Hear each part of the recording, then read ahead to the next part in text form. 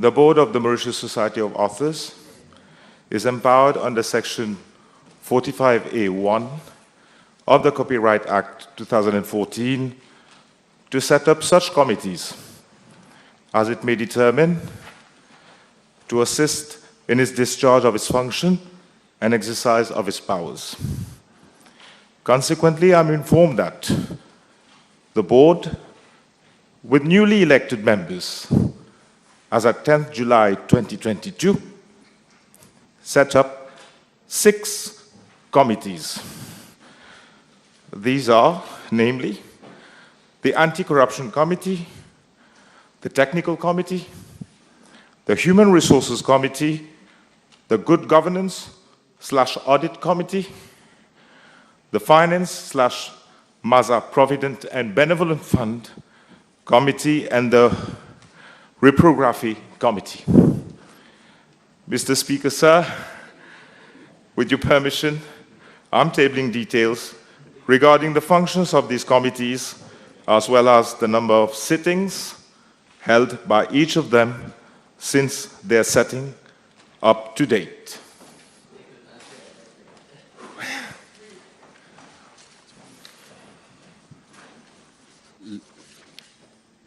Merci, Monsieur le Président. Le site Internet de la MAZA, je le découvre à la lecture de la réponse du ministre n'est pas à jour, vu que le site mentionne 5 comités. J'ai bien noté qu'il y a un 6e comité qui a été mis sur place. L'un des 6 comités dont nous parlons, et c'est le premier que le ministre a mentionné, est le comité anticorruption. Or, 2 membres qui siègent actuellement sur ce Anti-Corruption Committee font actuellement, et selon mes informations, l'objet d'une enquête de l'ICAC suite aux révélations du dernier rapport de l'Office of Public Sector Governance sur des malversations financières reçues, a priori, par ces 2 officiers. Le ministre peut-il nous dire s'il a fait la demande pour la suspension ou au moins la mise en retrait de ces 2 officiers du comité anticorruption, au moins le temps de l'enquête? Déjà, juste pour rassurer l'honorable membre par rapport au nombre de comités, comme j'ai énoncé 6 comités, ces comités ont été mis en place les 5 premiers en octobre et novembre de l'année dernière. Et le Reprography Committee a été récemment mis en place le 24 mars, raison pour laquelle la composition de ce comité, même mention, n'est pas faite sur le website, mais bien sûr, on va s'assurer que it's updated. In relation to your query pertaining to the investigation ongoing, you will understand that today there is an investigation, so we are waiting at least for things to move to upscale to another level before we take any stand in terms of whether they have to step down or not. Et il faut bien comprendre que la MAZA aujourd'hui is a board which is very specific as opposed to other boards. We have elected members as well as appointed members. So we need to allow the board to operate en toute indépendance and for them to judge whether at which point they will need to get these people, if required, of course, because allegations can be made, and I don't think it's proper for any allegations to give rise to immediate actions. So I will leave that to the board for them to decide the way forward. De ces allégations qui font l'objet d'une enquête, je le comprends bien, en regardant les différents comités de la MAZA, il me semble qu'il y a parfois une certaine mauvaise gestion, et je vais illustrer à travers la question que je vais adresser au ministre, notamment à travers l'un des comités, qui est le comité des ressources humaines. Et alors le ministre peut-il expliquer à la Chambre la raison pour laquelle, alors que la MAZA paye une allocation mensuelle à la directrice du HR Department de son ministère pour s'occuper des sujets HR de la MAZA, pourquoi est-ce qu'un comité Human Resource a été mis sur pied au sein de la MASA, en parallèle, et qui en plus est présidé par le directeur de la culture de son ministère, qui n'a a priori aucun lien avec les ressources humaines. Donc pourquoi créer des comités redondants et coûteux alors qu'on demande aux artistes de se serrer la ceinture? Mr. Speaker, sir, this is very normal practice in all parastatal, governmental organizations, that they have subcommittees to address certain issues. For instance, when it comes to Human Resource Committee, it will not only work on matters which is strictly pertaining to, for instance, recommendations on schemes of service. But if there is anything dealing with appointment, recruitment, or any other business, it has to go through a subcommittee before going to the board level.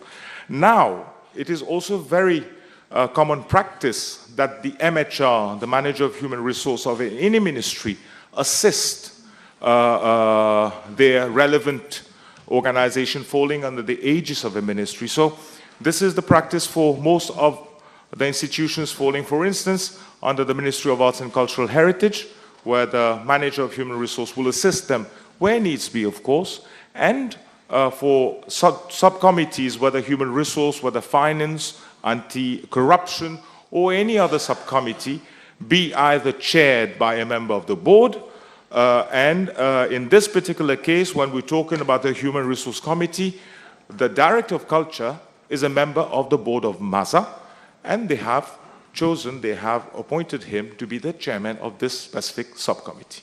Next question. B225. Mr. Speaker, sir, I am informed by the Tourism Authority that as at 13th April 2023, a total of 3,327 pleasure crafts were registered with that authority, and the last registration exercise was carried out on 20th March 2023.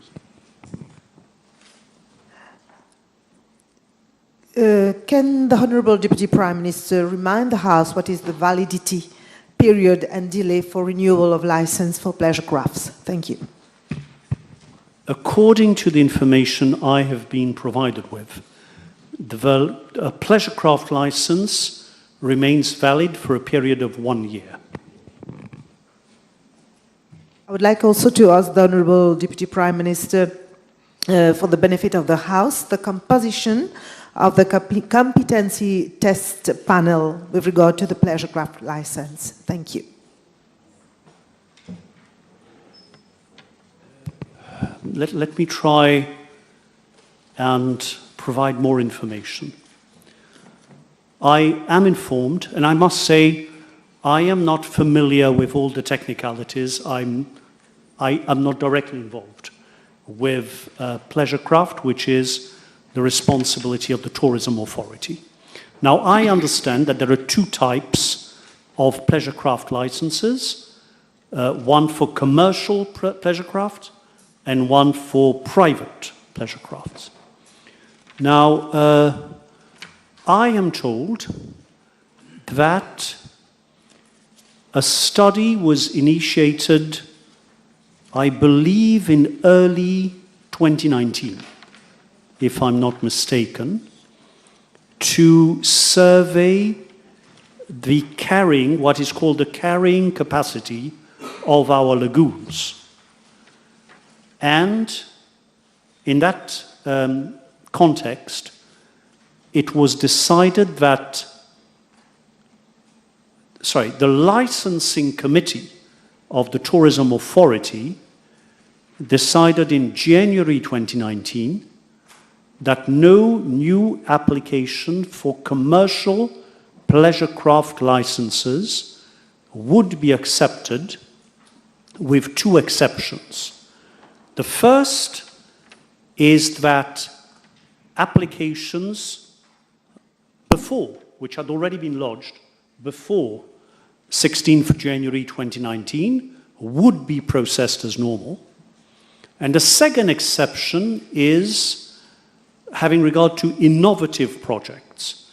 So if there is an application for a commercial pleasure craft to be licensed, which is based on innovative projects, then the application is nonetheless considered and a license can be granted. I am therefore informed that after the date of 16th January 2019, I don't have the exact figure, but I think it's approximately 30 commercial pleasure craft licenses have been granted. In fact, it is 34. As regards private pleasure crafts, then in that case, the applications are considered according to the relevant criteria on a case-by-case basis. Now, so the committee that decides whether a license is to be recommended or not for approval is called a licensing committee. Next question. Your question has been transferred to the Prime Minister. Question 226, transferred to Prime Minister. Monsieur le Président, mais personne ne m'a avisé que ma question a été transférée au Premier ministre. Moi, je suis responsable. Mais au moins pour la courtoisie, Monsieur le Président. Mais j'attendais à ce que le ministre réponde à ma question concernant les allégations. Ah non, c'est pas ça, c'est pas comme ça que ça fonctionne. Je vais vous expliquer. Venez à mon Non, mais faut pas changer les règles, Monsieur le Président. Non, je ne change pas de règles. Je ne change pas de règles. Je ne change pas de règles.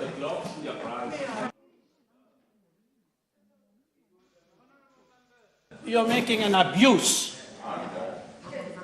You're making an abuse. Listen to me carefully. You are at fault. This morning I already announced that your question has already been transferred since long. You're making an abuse. Stop there. Next question. B227, please. Mr. Speaker, sir, as the House may be aware, the core duties of the Mauritius Fire and Rescue Service are to protect lives, properties, and the environment against destruction by fire, to intervene in rescue operations such as water evacuation in flooded areas during flash floods, and road and other accidents. Over the years, with the climate change, it has been observed that the frequency of flash flood has increased considerably, resulting in flood waters affecting the lives and properties of inhabitants throughout the country. The Mauritius Fire and Rescue Service therefore decided to procure pumps with high volume output so as to alleviate the suffering and hardship of the population affected by flash flood.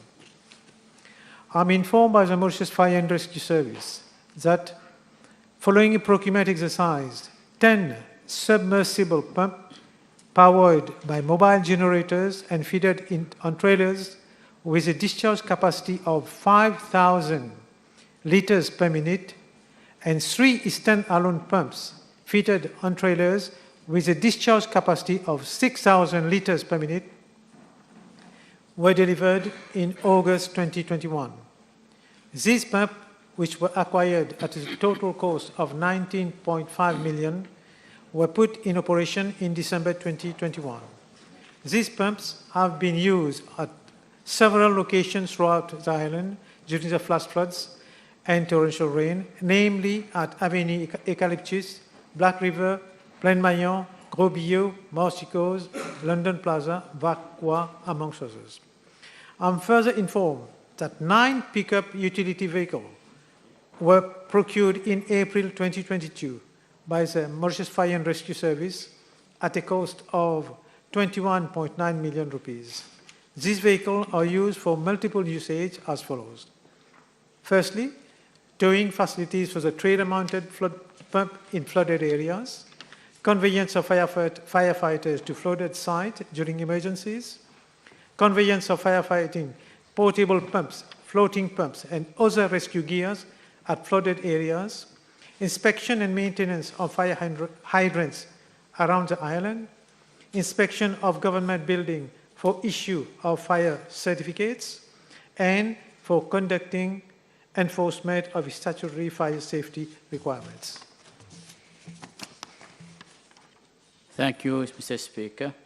Can the Honourable Minister inform the House whether the person or persons who were in charge of submitting specifications for these trailer pumps had technical expertise in such matters, as there are concerns from firemen and fire people working in the fire service about the high voltage and risk of electrocution when these are being used?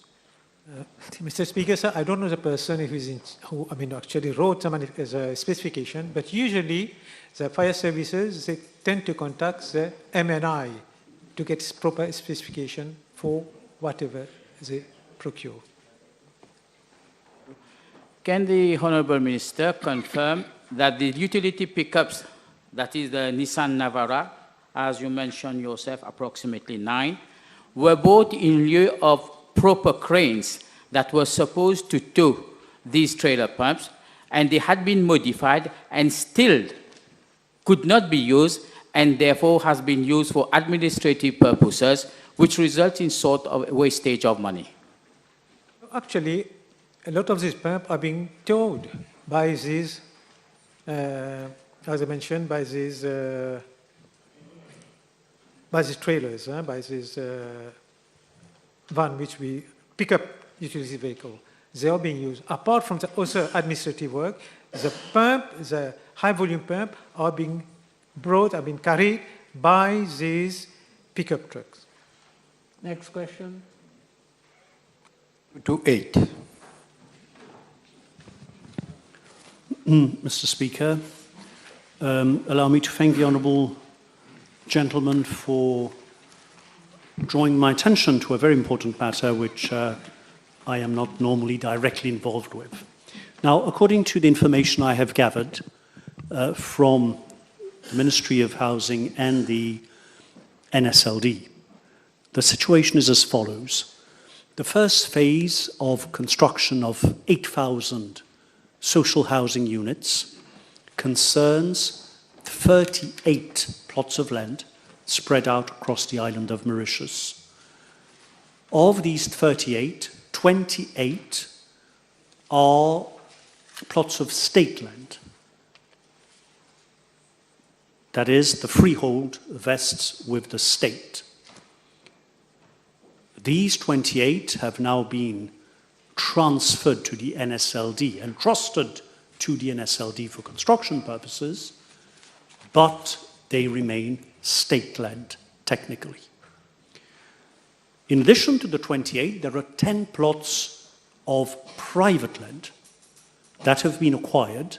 I had the opportunity in response to a question, a parliamentary question from, no, I think it was in the course at the committee stage of debates on the supplementary appropriation bill, to give the details of the 10 sites, which I have since made public. Those 10 sites were private land, plots of private land, acquired by the NSLD, which now owns the freehold rights over those 10 plots. Now, as regards those 10 plots of land, my understanding is that the NSLD, as owner of the land, is doing the needful to ensure that it has all proper permits and clearances for building purposes. And this, according to my understanding, would involve as well clearing the issue of conversion if the land is classified as agricultural land. As regards the 28 plots of state land, I understand that the Ministry of Housing is presently looking into the question in the light of relevant legal provisions and past practice as concerns building of social housing on land belonging to the state. So that being the case, my ministry does not propose to make representations to the Ministry of Local Government for the simple reason that, according to Section 28.3 of the Sugar Industry Efficiency Act 2013, conversion of agricultural land to non-agricultural land is the responsibility of the minister responsible for the subject of agriculture. Furthermore, for that purpose, the Act, the SIE Act, provides that the minister in charge of agriculture is advised by a land conversion committee. And the land conversion committee has clear criteria as defined by Section 28, subsection 5 of the SIE Act. So to the extent that it is relevant, it is the Ministry of Agro-Industry that will be approached for relevant clearances to be obtained. Thank you, Mr. Speaker, sir. And the Honorable Deputy Prime Minister informed the House when the last rezoning exercise, that is an outline planning scheme, OPS, was carried out in depth. I would be delighted to provide the information. Unfortunately, the Honourable Gentleman will understand that I could not have anticipated such a supplementary question, but should he put a new question to that effect, I am very happy to provide the relevant information. Mr. Speaker, sir, to release land for permitted development should define settlement boundary, like the metro, new school, shopping malls, and other social infrastructure, any construction. So, is the Minister aware that the country is witnessing a comprehensive development in the absence of the updated outline planning scheme, as a local government is releasing several development without any planning control? I am certainly not aware, Mr. Speaker, because of course, as Minister of Housing and Lands, I would not tolerate such a situation. Now, if the Honourable Gentleman has such concerns, I would welcome a specific question to that effect, and I shall provide all the relevant information. Remember, the table had been advised that PQB 235 would be replied by the Honourable Minister of Land Transport, Light Rail, Foreign Affairs, Regional Integration, International Trade. PQB 289 would be replied by the Honourable Minister of Environment, Solid Waste Management and Climate Change. Now, PQB 253, B291, B243, B261, B276, B286, B249, B255, B283, B295, B267 have been withdrawn. Next question. B229, please. Mr. Speaker, sir, I will first of all refer the House to previous replies given in relation to this subject matter, the previous replies which I wish to reiterate today. By way of update, Mr. Speaker, sir, I wish to inform the House of certain new proposals and representations which my office has received, namely from the recently appointed Director of Public Prosecutions, who has made some fresh representations. And if I just don't want to reveal the tenor of the discussions, but just to name one of them, certain specific amendments have been proposed to the Courts Act. And these fresh proposals and representations, therefore, are being considered. Furthermore, I wish to inform the House by way of update that consideration is also being given to consider the criminal procedure aspects separately, in as much as there is general agreement that the amendments relating to the rules of evidence may be dealt with more speedily compared to the criminal procedure generally and police procedure in particular. Therefore, all these proposals and representations are being considered at this stage in a holistic manner. May I ask the Honourable Minister, what is now the time frame to introduce such a bill? Because the same issue was raised in 2018 with regard to consultation with the DPP's office, and now there are new issues that are being raised. May we know now what is the new time frame since 2018 now that will be brought? It would be dangerous for me to venture on a proposal of a time frame. You know, there are many aspects, Mr. Speaker, so the House will appreciate. It will include issues like live television broadcast, a giving of evidence by way of live television broadcast. That is just one of them I'm mentioning. This is why I do not want to venture at this stage to provide any time frame. All these proposals are being looked into, Mr. Speaker, sir. Can the Honourable Minister confirm whether the practice of provisional charge is also being looked after with regard to those new proposals from the DPP's office? These were already the subject matter of extensive discussions in the past, Mr. Speaker, sir. And in fact, this is the crux of the matter pertaining to the change of mindset. As I have mentioned in previous replies, it is not an easy task to change 150 years of police procedure. This is why I said earlier, there is general acceptance that the rules of evidence can be dealt with more speedily. So consideration is being given to consider them not separately, but rather rules of evidence on one hand, more speedily compared to criminal procedure generally, and in particular police procedure. This one will take the time that it will require. B230, please.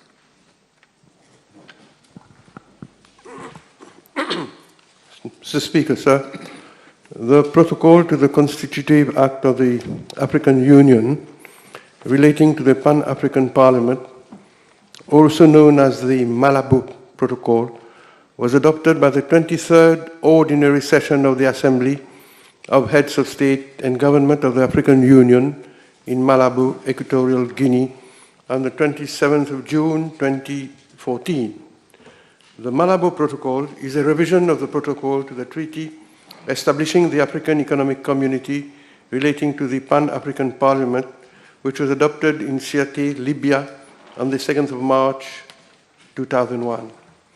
I am informed, sir, that 9 years after its adoption, only 22 out of 55 African Union member states have signed the Malabo Protocol, and out of these, only 14 have ratified it.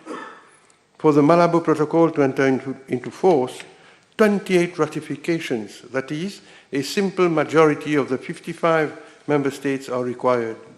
It may therefore be inferred that African Union member states are exercising caution to tread along this path.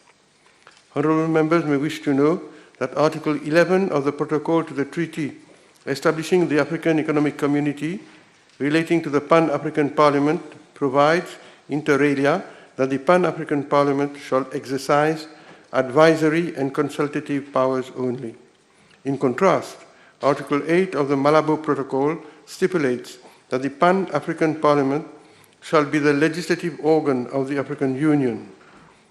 Once ratified, the Malabo Protocol will give the Pan-African Parliament distinct legislative responsibilities. Article 8.1, in fact, provides that the AU Assembly, quote, will determine the areas in which the Pan-African Parliament may propose draft model laws, unquote. It also foresees that the Pan-African Parliament, quote, may on its own initiative make proposals for subject or areas on which it may submit or recommend draft model laws to the Assembly for its consideration and approval, unquote. Sir, in addition to these new legislative functions, the Malabo Protocols entails important changes in the election and membership of the Pan-African Parliament. The protocol will not allow the parliamentarians will not allow 4 parliamentarians to be concurrently members of the National Parliament and the Pan-African Parliament. Whilst a member of a national parliament will be eligible to contest an election to the Pan-African Parliament, however, if elected, he or she shall resign from the national parliament. The Malabo Protocol also provides for the election of members to the Pan-African Parliament from outside the membership of national parliaments. Mr. Speaker, sir, the Malabo Protocol has therefore wide-ranging political, legal, and financial implications which need to be examined in detail before a decision can be made on the way forward. It is important that we ensure that ratifying this legal instrument does not in any manner result in the relegation of part of our national sovereignty to a Pan-African institution. Mr. Speaker, sir, I wish to highlight that irrespective of the fact that Mauritius has not signed the Malabo Protocol, we have always participated fully in the deliberations of the Pan-African Parliament and remain supportive of its initiatives. For instance, a Mauritian delegation comprising of 5 members of our national parliament attended the 6th session of the Pan-African Parliament held from the 27th of June to the 2nd of July last year in Midrand, South Africa. The Honourable Member himself has been appointed Chairperson of PAP Committee on Health, Labour and Social Affairs. My ministry, sir, will continue to monitor the situation and ensure that any future course of action on the matter does not jeopardize our national interest and impinge on our sovereignty. Président, dois-je rappeler au ministre que le protocole de Malabo a été présenté aux pays membres de l'Union africaine depuis 2014. Et je crois que lui-même, dans sa réponse, il l'a précisé. Et cela, 9 ans après, il n'y a toujours pas une position officielle de Maurice par rapport à la ratification de ce protocole. Donc, de ce fait, peut-il nous préciser si le gouvernement a des réticences par rapport à ce protocole? Si oui, est-ce que ces réticences ont été exprimées à l'Union africaine? Mr. Speaker, sir, as I have just said, we have very important and credible reasons why we have not acceded to this legal instrument. I have quoted Article 8 of the protocol and the implications of acceding to this parliament, namely that the AU Assembly will determine the areas in which the Pan-African Parliament may propose draft and model laws, and it may recommend to the Assembly model laws, and we shall be bound to consider and approve those laws. It is clear that this implies the surrendering in some way or the relegation of part of our national sovereignty to another institution, sir. So it is clear, and this is why what explains the reason that so far, Mr. Speaker, sir, out of the 55 African member states, only 14 have ratified it. Let us be honest and objective and candid about this. So there is an hesitancy on the part of other African members, not only Mauritius, only 14 out of 55 African Union member states have so far ratified this instrument, Mr. Speaker, sir. So it is clear that not only Mauritius, but the majority of the African Union member states are treading cautiously with regard to this path. So as I said, we will continue to monitor the situation in case there is any future development, any future course of action. Then the country, the Mauritian state, will take the decision that it has to take.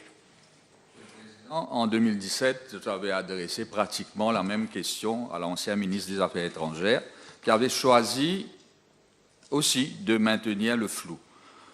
Or, aujourd'hui, l'honorable ministre réalise-t-il qu'il y a urgence, car Maurice doit faire connaître sa position officielle par rapport à ce protocole, puisque lors de la prochaine session plénière du Parlement panafricain qui aura lieu au mois de mai prochain, les représentants de Maurice, les représentants des pays qui n'ont pas encore ratifié ce protocole dont Maurice fait partie, seront appelés à présenter la position officielle de leur pays. Alors, je réitère ma requête à l'honorable ministre. Les représentants de Maurice, dont je fais partie, et mes honorables collègues, nous aurons à ouvertement présenter la position de Maurice. Est-ce que nous allons dire qu'on est dans le flou, qu'on ne sait pas, qu'il y a des réticences, etc. Nous aurions voulu, nous, en tant que représentants de Maurice au sein du Parlement panafricain, être en mesure de pouvoir présenter la position officielle, qu'on le dise. Si on n'est pas pour la ratification, qu'on le dise. Minister? Well, I think my answer, the reply I have just given, is answer the question of the honourable member, Mr. Speaker, sir. As I just said, besides Mauritius, countries like Algeria, Angola, Kenya, Lesotho, Mozambique, South Africa, and all these our neighboring countries, Uganda, Zambia, Zimbabwe, all these friendly countries, Mr. Speaker, sir, have also chosen to go along the same path that Mauritius has chosen. So, in due course, whenever the occasion arises, Mauritius, without any hesitation, will make its position known. And may I also remind the honourable member, Mr. Speaker, sir, that at the last African Union Summit, which was held a few months ago, recently this year, the question of the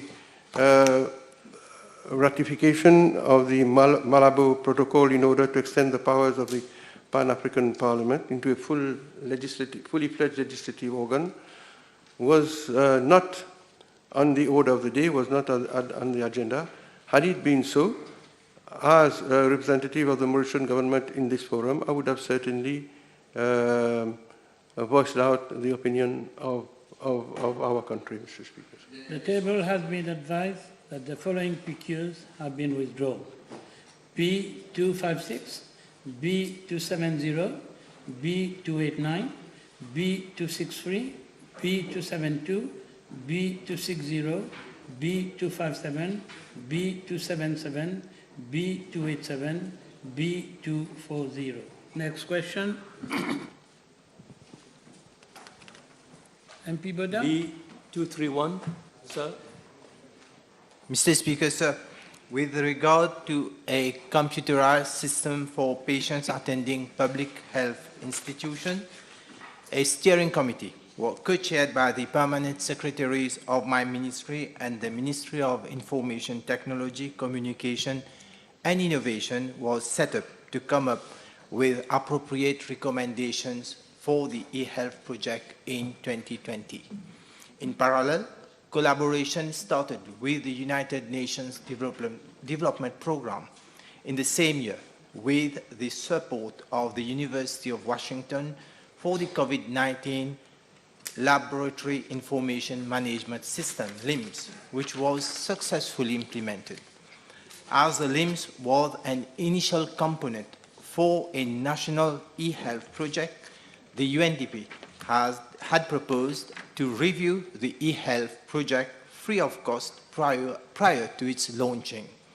The Ministry of Finance, Economic Planning and Development was also consulted and advised for a review of the project specification and cost of the national e-health project. Consequently, several discussions and consultations were held with the UNDP and the other government stakeholders on the way forward. Mr. Speaker, sir, on 26 January 2022, my ministry signed a project portfolio document on e-health initiatives with the UNDP for the implementation of the e-health project. To understand the market, the UNDP launched an expression of interest for implementation of the e-health on 10th February 2022. Thereafter, based on the market study, the request for proposal document was prepared by the UNDP with the contribution of my ministry, the Ministry of Information Technology, Communication and Innovation, and the Ministry of Finance, Economic Planning and Development. The tendering exercise is being conducted according to the UNDP procurement rules. The tender documents went through a series of reviews at the UNDP country office and the UNDP Regional Procurement Committee, and bids were floated internationally in November 2022 with an extended closing date of 10 February 2023. Mr. Speaker, sir, I'm informed that from mid-February 2023 till 29th March 2023, the UNDP proceeded with the technical and financial evaluation of bids received on its e-procurement portal. The technical evaluation also included an extensive live demonstration of proposed e-health solutions from the bidders. Officers from my ministry, the Ministry of Information Technology, and the Ministry of Finance assisted the evaluation exercise as observers to ensure. I'm also informed that the evaluation process has been completed, and given its complexity and high cost, the UNDP International Advisory Committee on Procurement would need to review the evaluation report prior to award. The UNDP is presently finalizing the reference checks and internal modalities prior to submission to the UNDP Advisory Committee on Procurement prior to the award. Mr. Speaker, sir, I'm informed that a letter of award is expected by end of May 2023, and then our e-health project will start. Mr. Speaker, sir. I thank the Honourable Minister for his answer. May I ask the Honourable Minister whether you have an idea of the cost of such a project? Mr. Speaker, sir, as I've stated in the reply, so this, everything is being conducted at the UNDP office. Probably by end of this the month of May, we will have a clear idea about the cost. And then at an initial stage, we projected some 600 million rupees. I mean to say before 2020. But at this time, I have no idea at all about the cost of this project.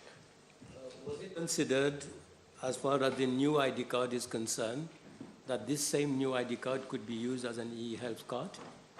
Mr. Speaker, sir, even the present ID card, if we scan the barcode, all the basic information on the ID card, while we're scanning the barcode, can be transferred to any PC. And we have already worked out how the ID card, the information on the ID card, the basic information can be transmitted to the software that will be provided in this e-health project. One last question, may I? Yes? Do we have a time frame for the implementation of such a project?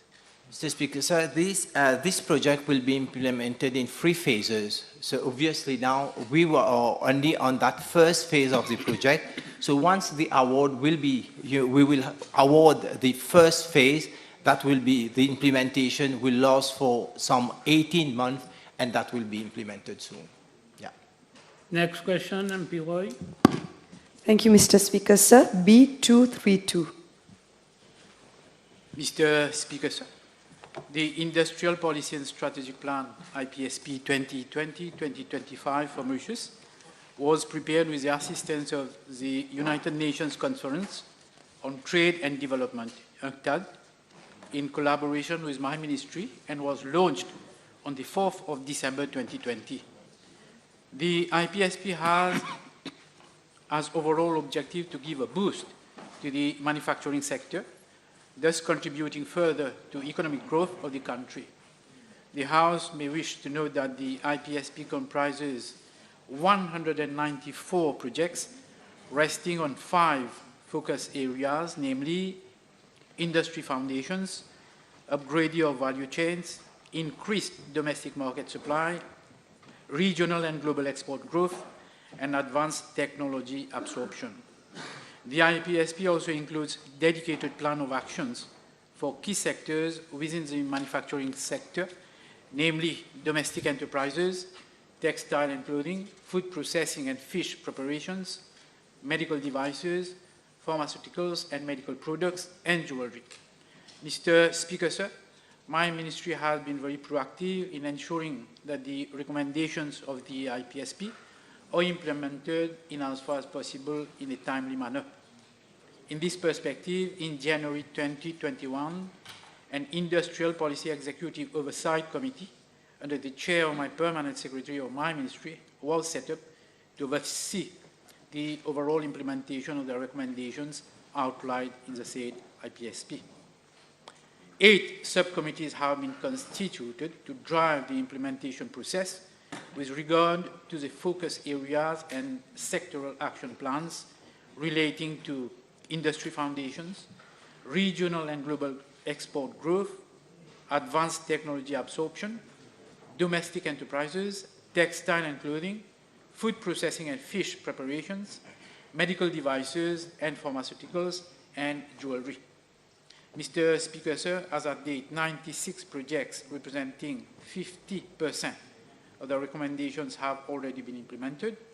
These include, amongst others, the operation of a modernization and transformation fund to the tune of 5 billion rupees at IFCM Limited, issue of export development certificates, extension of support schemes, and re-dynamizing of export and investment promotional campaigns at the level of the Economic Development Board. On the other hand, 62 projects representing 30% of the recommendations are in the process of being implemented.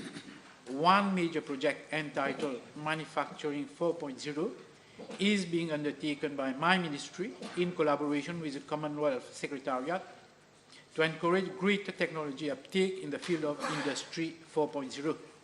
Therefore, Mr. Speaker, sir, out of the 194 projects in the IPSP, 96 have been implemented and 62 are under implementation. At this stage, we have almost reached the midterm phase of the implementation schedule, and actions are being initiated for the remaining 36 projects. My ministry is coordinating with all stakeholders to find ways and means to kickstart implementation of those outstanding projects as soon as possible. On the other hand, on the whole, the realization of the industrial policy and strategic plan is well entrenched, as demonstrated by the buoyancy in the manufacturing activities. Indeed, the sector recorded a growth rate of 6.3% in 2022, leading to an all-time gross output of 152 billion rupees. On the export front, the performance has also been spectacular, with a record-breaking figure of 52.3 billion rupees. My ministry is committed to ensuring that all recommendations of the IPSP are timely implemented for a renewed impetus to the manufacturing sector. Thank you, Mr. Speaker, sir. Can the Honourable Minister provide further information whereas to the recommendations found in the Industrial Policy and Strategic Plan that has already been implemented? Can we have further details about those which have already been implemented? Thank you. As I said earlier, out of the 194, 96 projects have already been completed, and it is practically impossible to enumerate all the 96, but I can provide some main projects relating to, say, textile and clothing sectoral plan, where 28 projects have been completed. These are mainly in relation to, as I said earlier, operationalization of the modernization and transformation fund, training schemes operational at HRDC, MITD, and ADI, streamlining of work permits procedures, productivity enhancement programs at NPCC, extension of support schemes such as the Trade Promotion and Marketing Scheme and Freight Rebate Scheme. With regard to sectoral plan for medical devices and pharmaceutical, many projects have reached an advanced level. They mostly relate to fiscal measures adopted in Budget 2020-2021 and the adherence of Mauritius to international conventions such as the World Intellectual Property Office. Madrid Protocol and Hague system, which are relevant to the sector. Furthermore, 16 projects pertaining to the food processing and fish preparation sectoral plan have also been realized. These include introduction of the Food Act 2022, upgrading of training program in food safety, and creating more value addition to fish waste at enterprise level. Next question.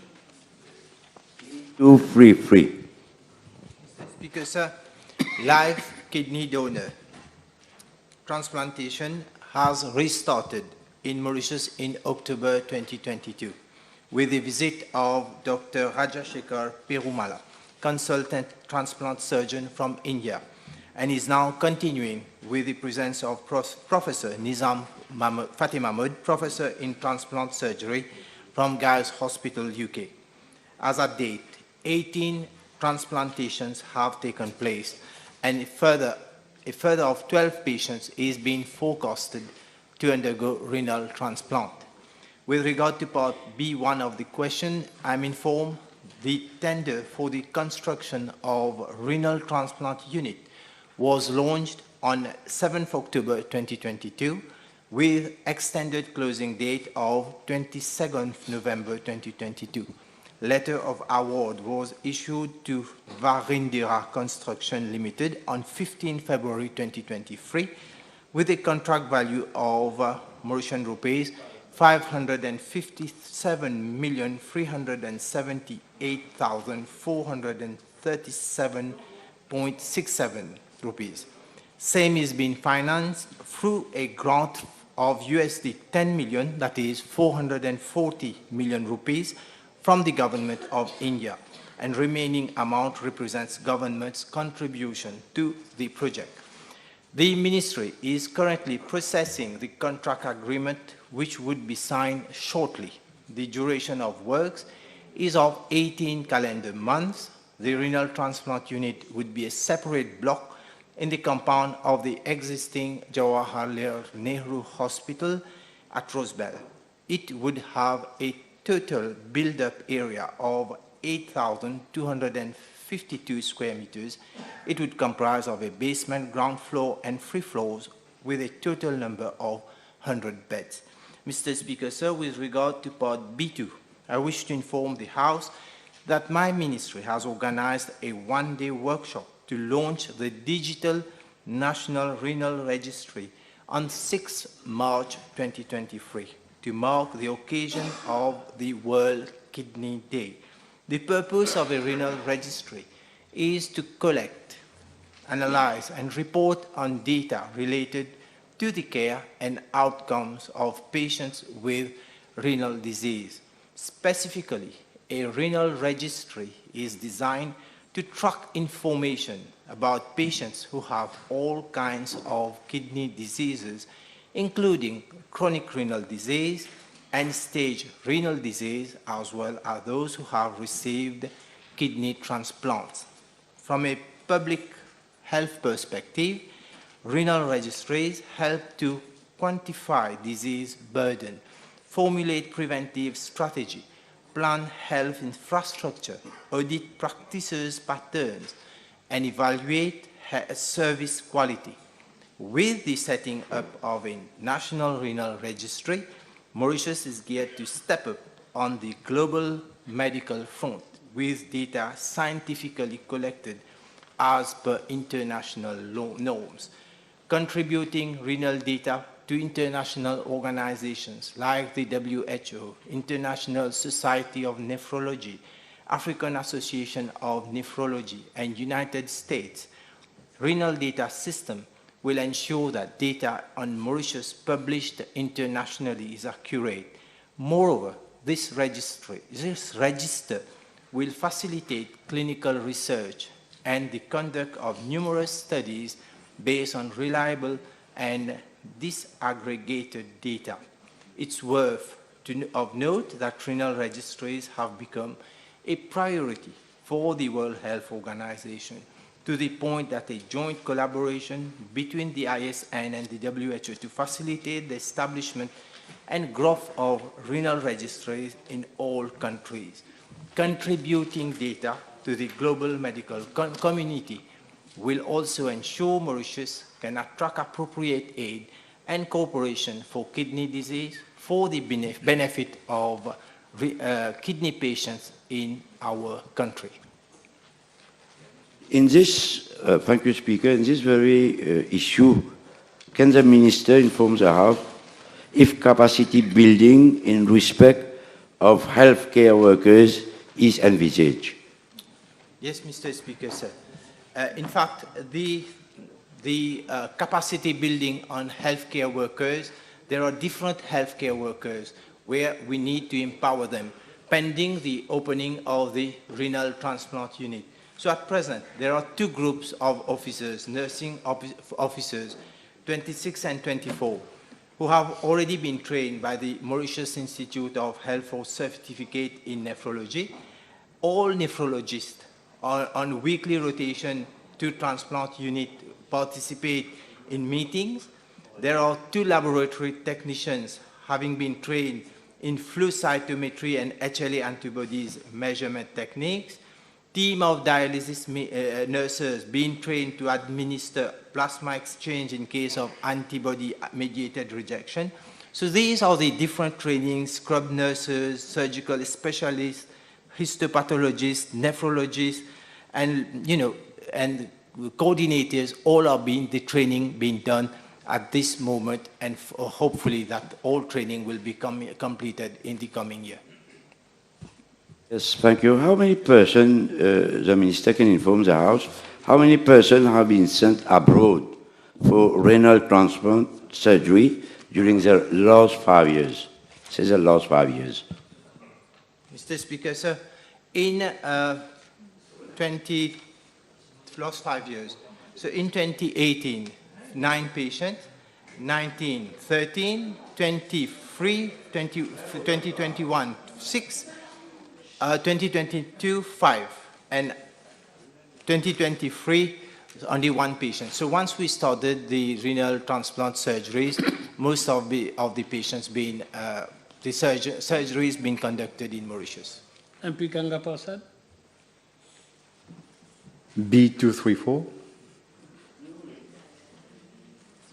Speaker, sir, my ministry provides the necessary infrastructure and amenities in our state schools for the practice of sports and physical activities.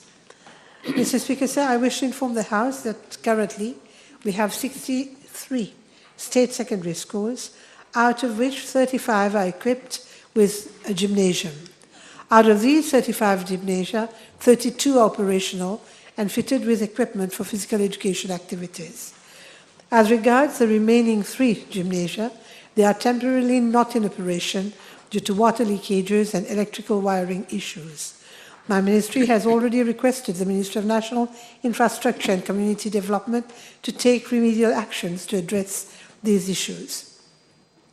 Mr. Speaker, sir, I am herewith tabling a list of the 32 equipped gymnasia available in the state secondary schools. Speaker, given that 18 state secondary schools do not have a proper gymnasium for the time being, will the Honourable Minister inform the House when will those gymnasiums for which budgetary provisions were made in the past, for example, in the budget speeches of 2015-2016, 2018-2019, and 2021-2022 be built, because last year's budget speech only mentions the construction of a gymnasium at RCC, not mentioning the other SSSs. Mr. Speaker, sir, I wish to inform the House that the MNI has informed that tender documents have been finalized for 1 multipurpose hall, and however, they had to be reworked due to changes in the bidding document format, and bill of quantities are presently being prepared, and the same applies to all the other 5 halls that were supposed to be set up, and they would be ready by the end of June, and the tenders will be launched thereafter. Minister, you mentioned that there are 3, I think, gymnasiums which are not operational because of leakage, for example, in Quartier Militaire SSS, will any legal actions be taken against the contractors because of a major defect which have been identified during the liability period? And when will these gymnasiums be operational, where we have leakages? Mr. Speaker, sir, the matter has already been referred to the Ministry of National Infrastructure and necessary actions are being taken. Next question. B235. So I said this morning that your question has been transferred to the Honourable Minister Ganu.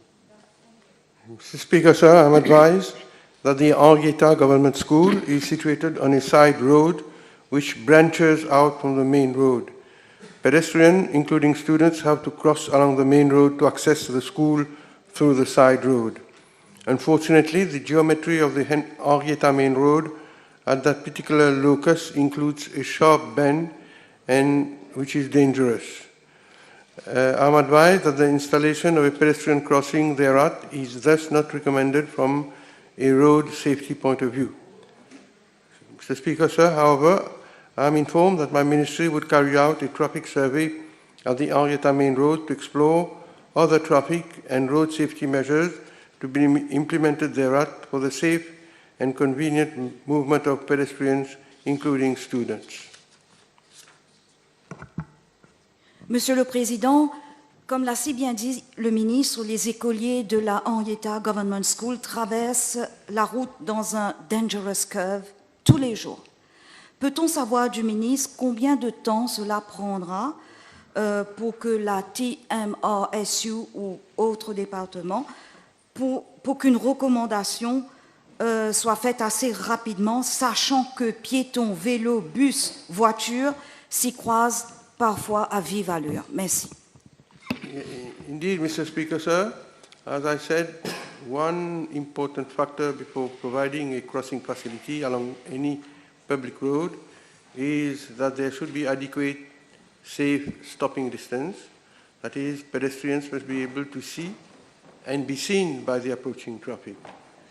In view of the topography of the location of which we are talking about, and having listened to the Honourable Member, I can assure the House and the Member that the office, the TMRSU will carry out a traffic survey to ascertain whether all the elements will be met before we initiate an appropriate action to provide either for a crossing facility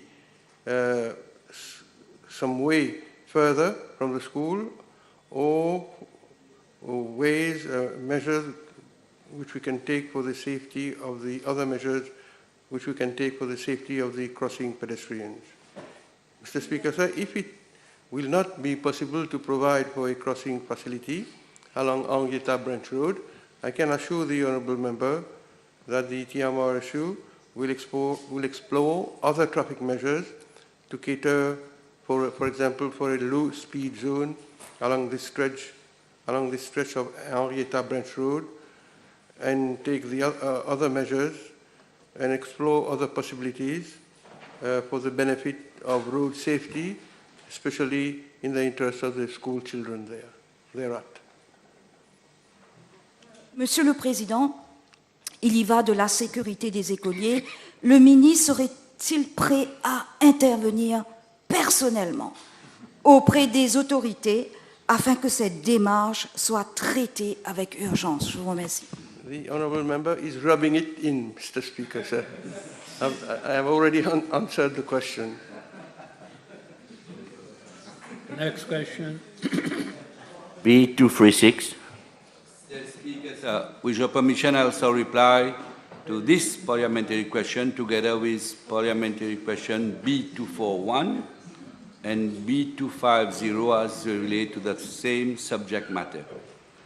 In regard to PQ B236, I'm informed that application for fishermen cards is an ongoing exercise and interested persons may call at the fisheries post for submission of application. Mr. Speaker, sir, the House may recall that announcement made in the financial year 2021-2022 and 2022-2023 for the issue of 1,000 additional fishermen cards for the 2 consecutive years. In 2021, there was already a database of 725 pending applications, some dated as far back as 2008. Priority was given to these long-standing applications. In 2022, 323 cards have been allocated to active fishermen. I wish to remind the House that due to COVID-19 protocol, only 50 applicants were allowed to follow the general fisherman course at a time.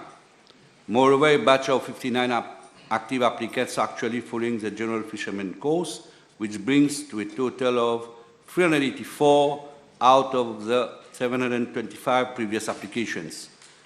And out of the 384 allocated and 59 ongoing from constituency number 12. So 83 fishermen card has been allocated, which represents 20% already. So this has already been allocated. The balance of the 361 from the previous application are still pending or not being considered for the following reasons. The applicants are in employment, applicants operate business activities, they have drug dealings conviction, medically unfit, and of course incomplete submission of required documents. Mr. Speaker, sir, as at date, 317 fishermen who had reached the age of 65 years or were medically unfit and had opted for the voluntary retirement scheme which government introduced in budget 2022-2023. These retired fishermen have received a sum of 52,500 each, totaling an amount of 16.6 million. I'm informed that there are still pending applications being processed. Since the implementation of the voluntary, a total amount, as I said, has already been paid to 307 fishers. Mr. Speaker, sir, this measure of voluntary retirement scheme allowed my ministry to allocate more than 300 plus additional cards to replace those retired. So added to the 1,000, it brings to plus 1,300 cards. Unfortunately, the turnout application in all our fisheries posts was very low. I'm informed that during the last 20 months before the walk-in application exercise, we had received an average of 13 applications monthly. That is a total of 260, of which 120 have been processed and completed, and they are waiting for the medical and swimming test before going for the course. The Fisheries Training and Extension Center, the FITEC, has made provision to accommodate a batch of 100 intakes for the general fisherman course at a time. Therefore, in regards to PQ B241 and B250, my ministry had to organize a communication campaign to invite walk-in application for fishermen card on 20th and 21st of March 2023. The campaign has been a very successful one. I seize this opportunity to thank my officers who dedicated themselves for the organization of the campaign, whereby we have received 1,363 applications in only 2 days. So with your permission, I'm tabling the number of applications received constituency-wise and the eligibility criteria also for the registration of artisanal fishers. I hope Honorable Jubal will be happy once again to hear that 215 applications were received from constituency number 12. Again, nearly 16% of all the applicants. So, Mr. Speaker, sir, all applications are being processed in order to ensure that all necessary documents have been submitted so as to confirm the eligibility of the applicants.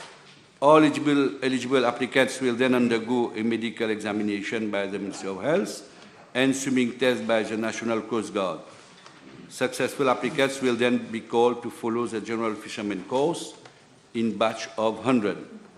All going well, as asked by Honorable Navarre, it is expected that the gradual allocation, that means after each course, we won't wait for the applicants to go. So once the course is over, there will be, the allocation of card will be gradual, and the 1,000 fishermen card allocation will be completed by end March 2024.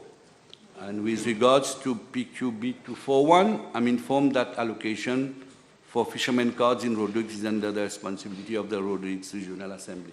Thank you. Can the inform the House if prior to the allocation of fishermen card, a due diligence exercise was made so as to ensure that those who received the precious document are real fishermen, not fake, as some news indicate?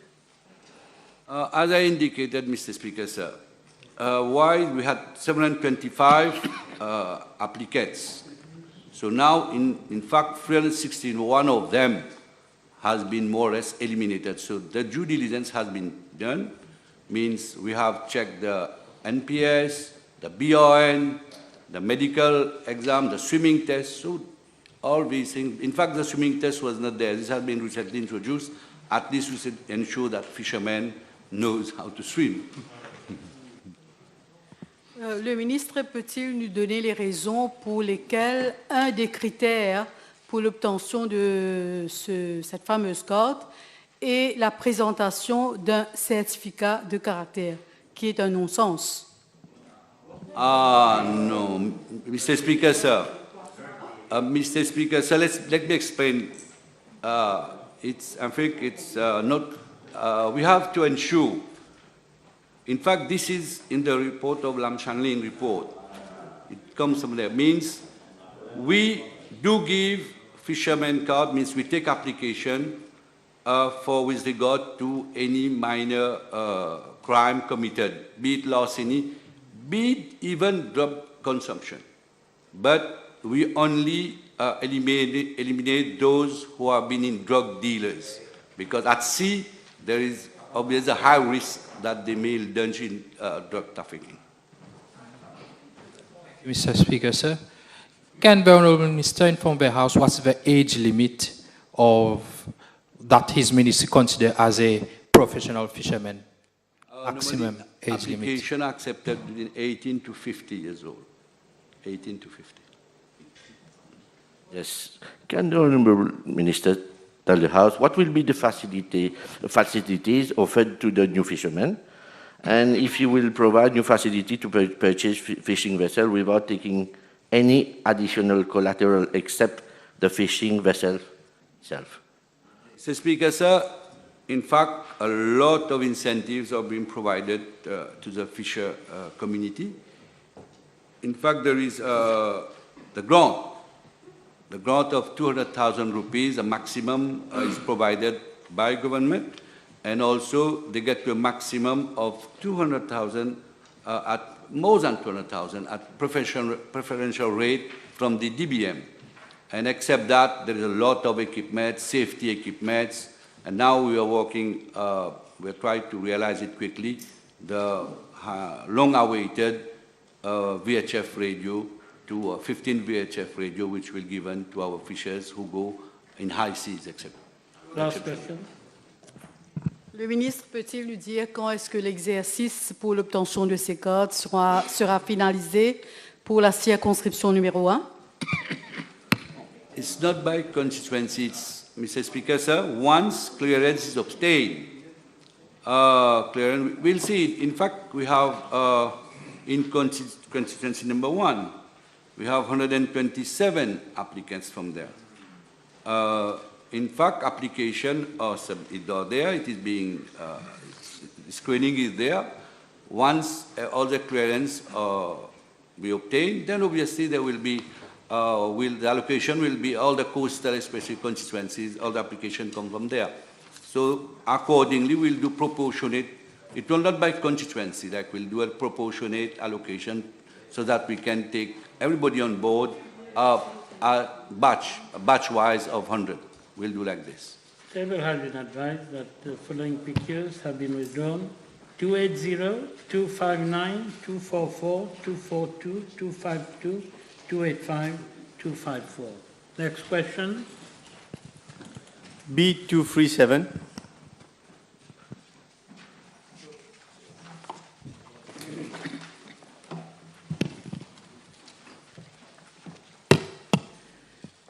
Mr. Speaker, sir, in my reply to parliamentary question B951 on 26 July 2022, I informed the House that the Road Development Authority is currently undertaking the construction of the east-west connector, which comprises the following projects. Firstly, La Vigie-La Brasserie-Bosonge Link Road, Phase 1, is starting from motorway M1 at La Vigie, crossing Phoenix-Plaisance Road, A10 at 16e Mile, and ending at La Marie, B102 at La Marie. Second, La Vigie-La Brasserie-Bosonge Link Road, Phase 2, project starting from La Marie Road, B102, passing through Orietta, Hollywood, and ending at Pierrefonds. The new road will link the Palma Road, B2, and the Phoenix-Bosonge Link Road, B130. And thirdly, the Ficanflac bypass is starting from Pierrefonds roundabout to end at Ficanflac as Phase 3. The coming into operation of La Vigie-La Brasserie-Bosonge Link Road will have a major relief on the distribution of traffic between the west, central, and south region of the country, including between Black River, the motorway M1, and the SSR International Airport.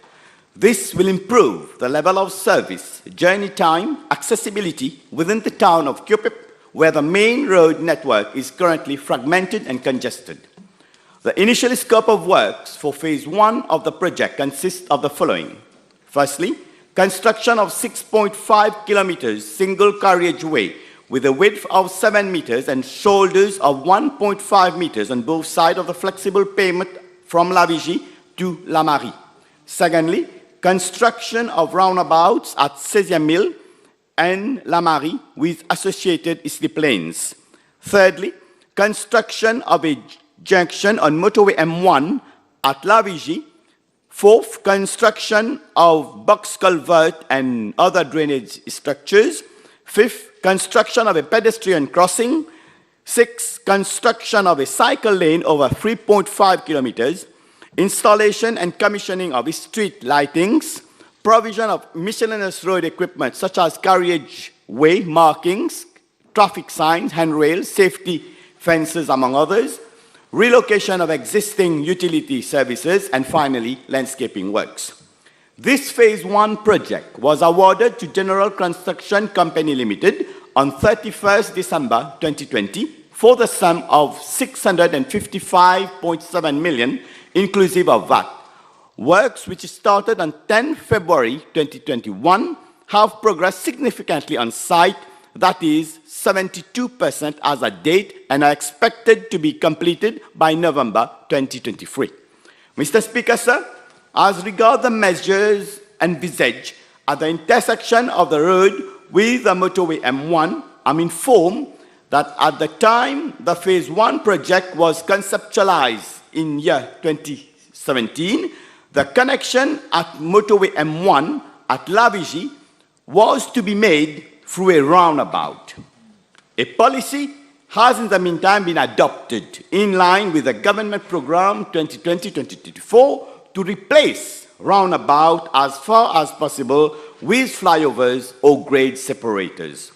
After consultation with the TMRSU, it was initially proposed to construct appropriate slip lanes to make provision for left-in and left-out vehicular movements to access the motorway M1.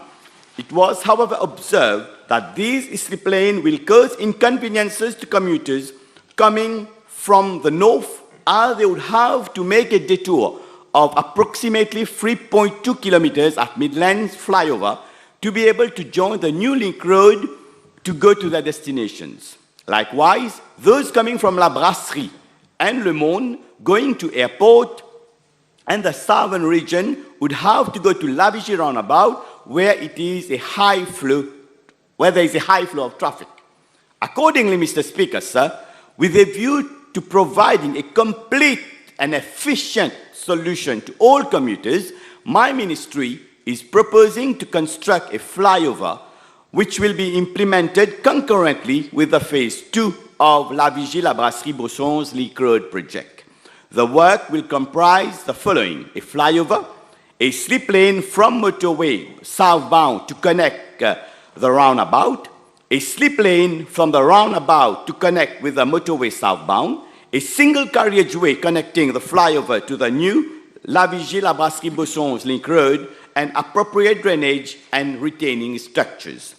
Mr. Speaker, sir, a tender exercise for the construction of the flyover will be launched shortly, and works, which will be for a duration of 15 months, are expected to start in August 2023. Thank you, Mr. Speaker, sir. Thank you, Mr. Speaker, sir. I thank the Minister for his answer. But with regards to phase 1 of the project, it has been brought to my knowledge, and I think it was, there has been a delay regarding the completion of this new link road. May we know why and what has been the cost implication? Yes, Mr. Speaker, sir. In fact, there has been a delay. As I have mentioned in my reply, the new completion date is now November of this year. And there are several reasons to explain this, Mr. Speaker, sir. There were the constraints related to COVID pandemic, the lockdown period, and the bad weather conditions. But more importantly, because we have had a new component after the award of the project, that is the cycle lane.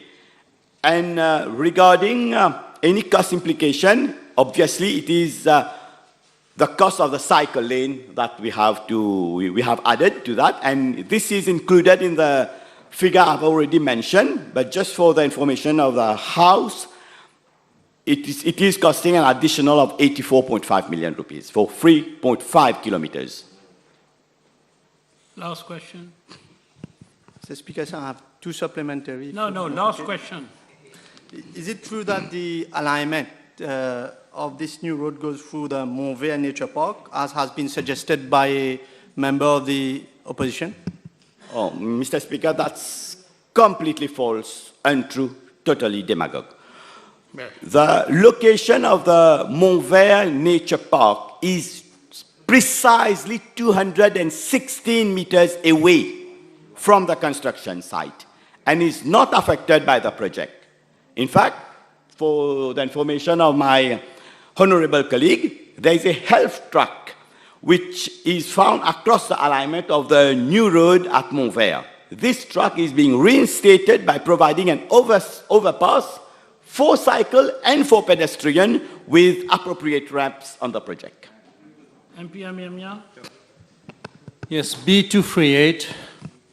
Mr. Speaker, sir, in regard to unused lands vested in my ministry, I'm informed that there is presently one plot of state land of an extent of 6 acres, 10 ph, situated at La Tour-Kénic, vested in my ministry, which is currently undeveloped. We have identified this plot of land for the relocation of the Department of Operations Support Services, which supports my ministry in terms of fleet management.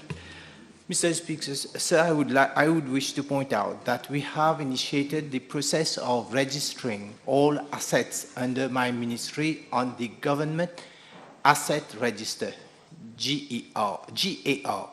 GAR has been implemented in the central government with the objective of providing the government with a central database of assets acquired and controlled by different ministries and departments. The GAR system forms part of the Treasury accounting system. Assets consisting of vehicles, land, buildings, equipment, and furniture have been input on the system. Yes, according to the Director of Audit, there are some 800,000 square meter, that is 190 arpents of state land and private land that were allocated to the Ministry of Health. And also, according to its finding, there were no consolidated and updated database of land that was maintained. And also, in the absence of documentary evidence, even ownership could not be ascertained, whereas the list is included in the report. Therefore, can I ask the Honourable Minister if he has taken cognizance of the findings of the report of the Director of Audit, and also why so much land has been vested to his ministry, and why there were no such records all that time. It is now that your ministry is embarking on this project. Mr. Speaker, sir, as the question was on unused land, I've already given the reply. Should the honorable member come with a substantive question, I would have given all the replies. But all the land vested to my ministry, there are so many construction is ongoing.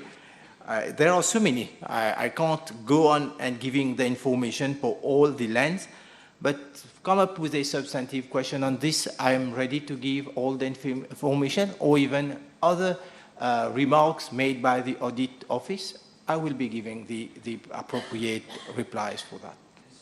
You will be giving all the information, as you just mentioned to the House. I will give you two examples that maybe you could include in your reply, which is of paramount importance. The Victoria Hospital occupied 25 acres of land, for which ownership details were not provided by the Ministry of Health to the auditors, and also a mediclinic is being constructed on 2 lease plots of private land, and the annual lease rental for this private land is 5.5 million rupees. Can the Honourable Minister, since he will be providing the information, inquire in this matter, which is also mentioned in the report? Mr. Speaker, sir, the Victoria Hospital is, as the Honourable Member stated, we all know, it is in a boundary area of 25 acres of land, and this has been so for the last 100 years. If ever information have not been imparted to, I have to confirm whether this is so or not, and then I will be able to give that appropriate answers. For mediclinics, all projects undertaken by the ministry for any health project, the land being vested by the Ministry of Land and Housing. It is not that the ministry do acquire land directly or on lease. So I believe these questions could have put to me prior to, I would have given you the details and the information would have been provided by the Ministry of Land and Housing. So at this time, it is not, I don't have the replies for these questions. Next question. 239. Mr. Speaker, sir, I wish to apologize to the Honourable Lady, but my ministry keeps records of the relevant information pertaining to the grant of leases over state land and pagiometric on a district-wise and not constituency-wise basis.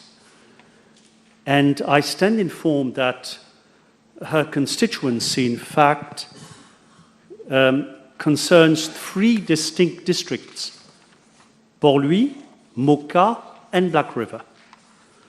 So accordingly, my ministry will require some time to obtain the information relating specifically to her constituency, and as soon as it is ready, I will lay it in the library of the National Assembly. However, if there is any specific matter that is troubling the Honourable Lady, I'm happy to answer if I have the information at hand.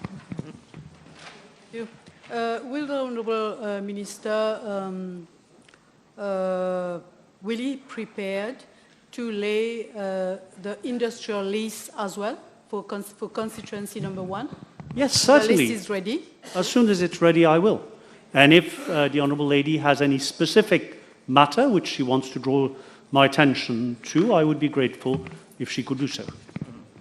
Next question. MP Tiret? You have a question?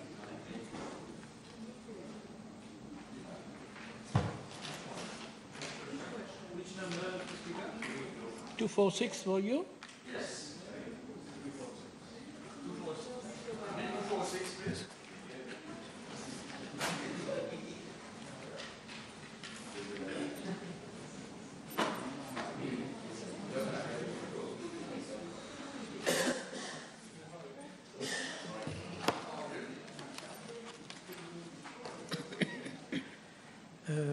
Mr. Speaker, sir, I'm informed by the District Council of Black Rivers that government acquired a portion of land of an extent of 3 acres from Median Limited, and the said portion of land was vested in the then Ministry of Youth and Sport on the 11th of June 2010 for the construction of a football ground. Now, Mr. Speaker, sir, I know there has been some issue about constructing a football, kind of a big football pitch and the smaller synthetic soccer pitch. There has been some argument between the council, the village council, and other stakeholders. But recently, I'm told by the VPS of constituency number 20 that they had a meeting yesterday to sort it out.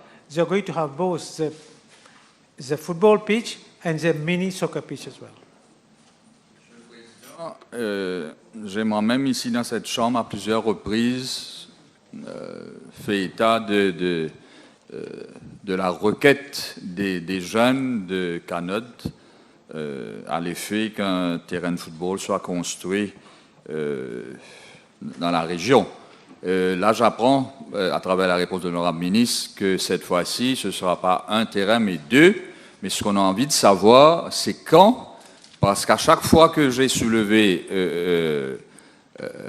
cette question ici dans cette chambre, j'ai entendu la même réponse.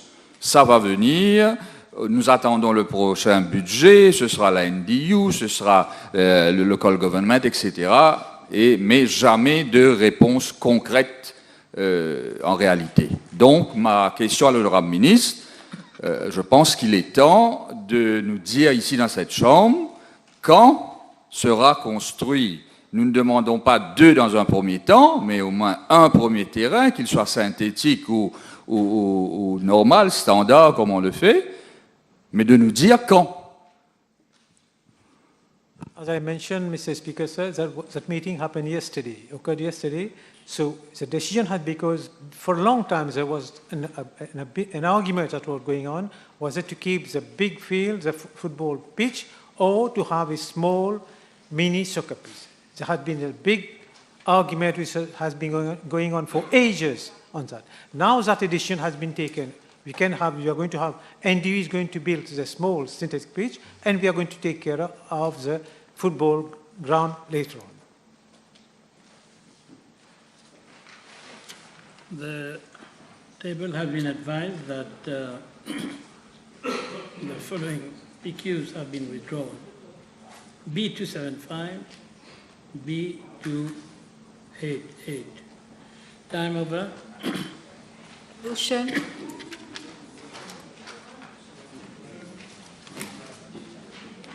Motion. Yes, Mr. Speaker, I move that all the business on today's order paper be exempted from the provisions of paragraph 2 of Standing Order 10. Seconded. The question that all the business on today's order paper be exempted from the provisions of paragraph 2 of Standing Order 10. Those in favor say aye, those against say no. Ayes have it. Statement by Minister.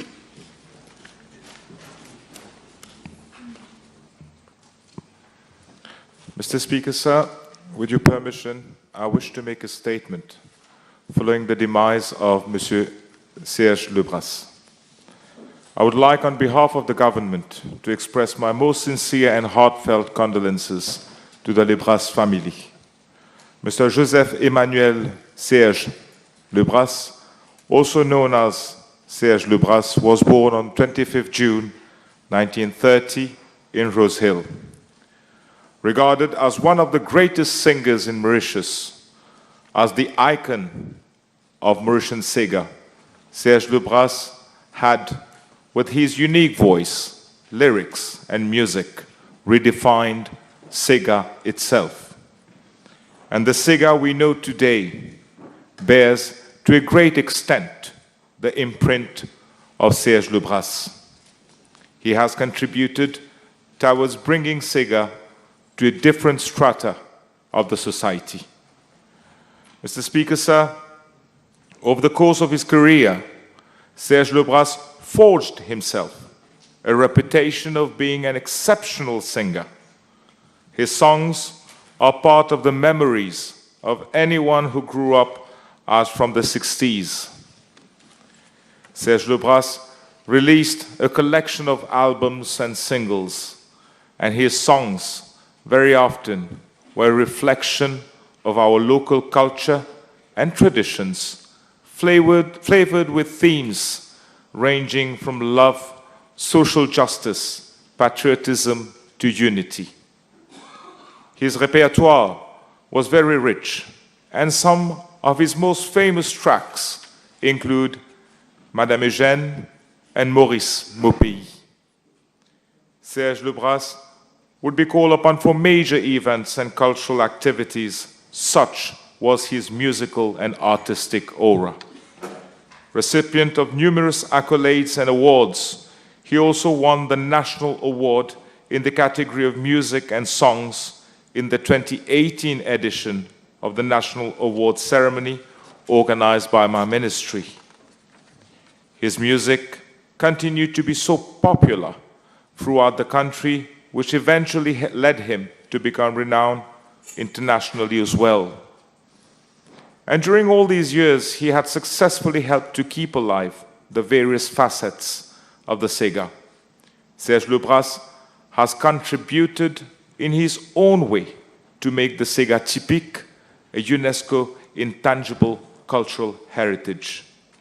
He has been a role model for several artists in Mauritius and has inspired many of them, and would continue to do so for generations to come. Besides, Serge Lebras has constantly been an exemplary figure.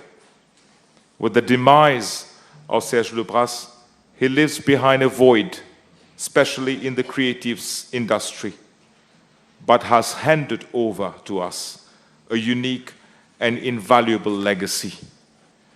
Monsieur le Président, Serge Lebras est un monument de notre secteur créatif. Un artiste ne meurt jamais. La voix de ce géant de la musique locale restera toujours vivante et résonnera dans nos cœurs et nos esprits à tout jamais.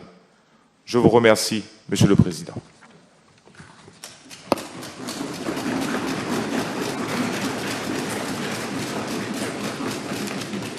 Public Bill, second reading. Thank you.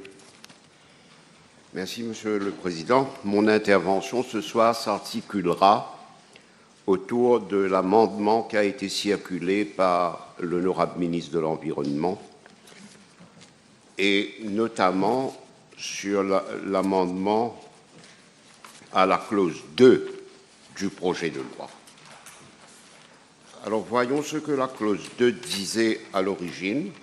La clause 2, c'est le Interpretation Section qui disposait que disposal means the deposit of waste into or onto land specifically designed for that purpose, c'est-à-dire pour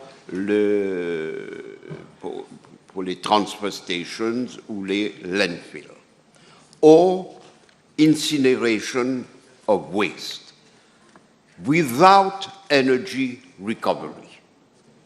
Et c'est là le but, l'objet de mon intervention aujourd'hui.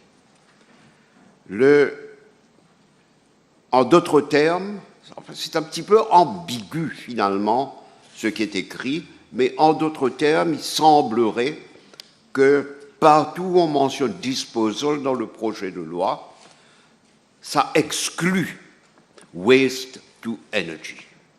On peut faire toutes sortes de choses avec nos déchets, excepté produire de l'énergie. Et ce sera là-dessus que je vais parler cet après-midi, Monsieur le Président.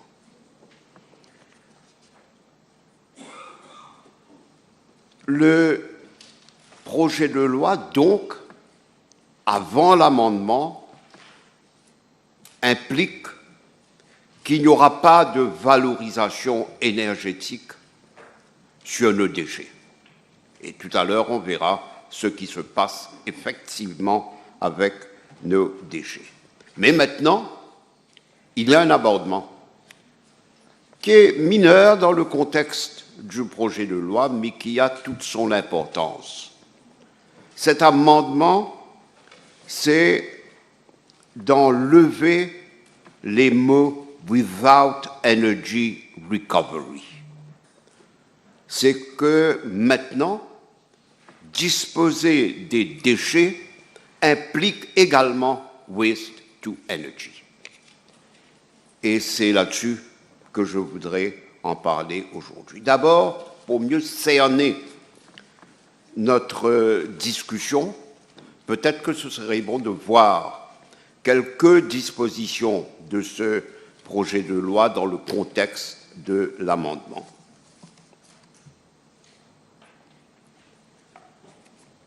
On crée un département à la clause 4. Beaucoup d'intervenants avant moi ont parlé de ce département. Je vais simplement signaler quelques mesures contenues dans le projet de loi. Le département doit implement measures related to the sustainable and integrated management of waste. Donc, gérer nos déchets et surtout mettre en pratique toutes les mesures pour le faire d'une façon qui sera sustainable. Ensuite, au paragraphe L, monitor the collection, treatment and disposal of waste. Le département doit gérer donc le disposal of waste. Qu'est-ce que ça veut dire? Cela veut dire que sous le projet de loi, avant l'amendement, que le département allait regarder, avoir un droit de regard sur le disposal of waste, mais sans energy recovery. Maintenant, disposal inclut également energy recovery. Et ce sera donc le travail du département de regarder ce qui va se passer aux déchets et essayer de voir, je l'espère, le Waste to Energy programme du propre ministère de l'Environnement et du ministère de l'Énergie. Et je note que le ministre de l'Énergie prendra la parole après moi. Ensuite, le département cannot accept waste for the purpose of being landfilled at a public waste management facility, essentiellement les transfer stations et les marchicoses, where the waste can be reused or recycled. Un petit peu ambigu, qu'est-ce que ça veut dire? Est-ce que cela veut dire qu'on ne peut pas mettre des déchets dans les transfer stations si on va s'en servir pour faire de l'énergie, mais le département va trouver une solution avec l'aide du comité de coordination, bien sûr. Et puis, il y a le subsection 3 qui est tellement important. Le département sera le exclusive regulator with respect to waste management. Oui, c'est normal, mais que se passe-t-il lorsque le CEB voudra utiliser des déchets pour fabriquer de l'énergie, son régulateur étant le URA, le Utilities Regulation Authority, et non le département. Encore une fois, la solution va se trouver au niveau du National Coordination Committee. Ensuite, il y a... l'honorable David avait dit qu'il n'y avait pas de provision pour le management, la supervision du management des waste management facilities, des waste facilities. Non, je crois qu'il se trompe. Si j'ai bien compris, je pense qu'il se trompe. C'est bien prévu dans la loi que le directeur a ce pouvoir. Nous nous tournons vers le ministre, et le ministre a un rôle très important, surtout après l'amendement qu'il a proposé. Parce que c'est lui qui va intégrer les politiques de la gestion des déchets. Ce sera sa responsabilité, ce sera lui qui va présider ce National Coordination Committee, et tout à l'heure j'en parlerai. Ce sera à lui d'inspirer les politiques, et donc, y compris, suite à l'amendement, le disposal of waste with energy recovery. Et j'espère que mon appel d'aujourd'hui sera suivi d'un effet pratique. Et c'est le ministre qui sera en charge d'élaborer la politique, et c'est normal, d'établir l'économie circulaire. Tout à l'heure, Monsieur le Président, j'aurais quelques mots à dire sur cette économie, sur ce qu'on appelle mondialement l'économie circulaire. C'est un procédé, pas une économie, mais appelons ça, comme tout le monde l'appelle, une économie circulaire, et c'est le ministre qui va inspirer la politique pour établir l'économie circulaire à l'île Maurice. Par exemple, dans le domaine du recyclage, on va se servir du plastique, on va recycler en des bancs publics, et ces mêmes bancs publics, on va les recycler pour faire des porte-clés, etc. Bon. Et finalement, ce qui est important, c'est le Coordination Committee, qui, je ne sais pas pourquoi, n'est pas un mini Conseil des ministres. Il aurait dû être composé par des ministres, et puis les techniciens auraient fait partie de subcommittees, mais le ministre a décidé que, as a matter of policy, lui, il présiderait la réunion qui serait composée de supervising officers, mais aussi des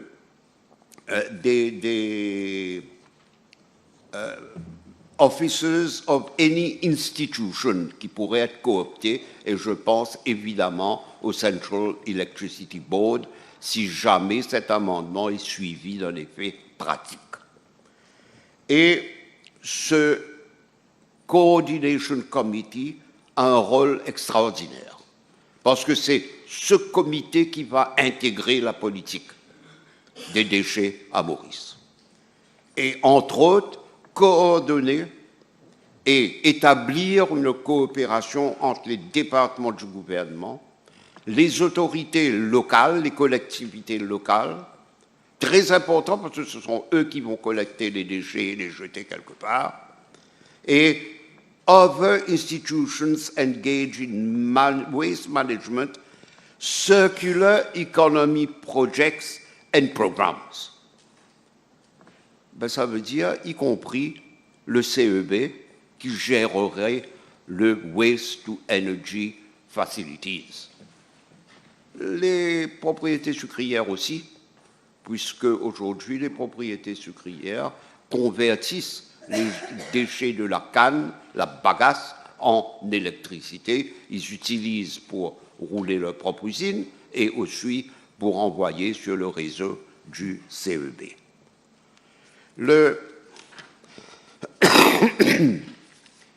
Il y a eu beaucoup d'experts qui nous ont dit que l'économie circulaire ne peut pas vivre avec le Waste to Energy Programme. Ce n'est pas vrai.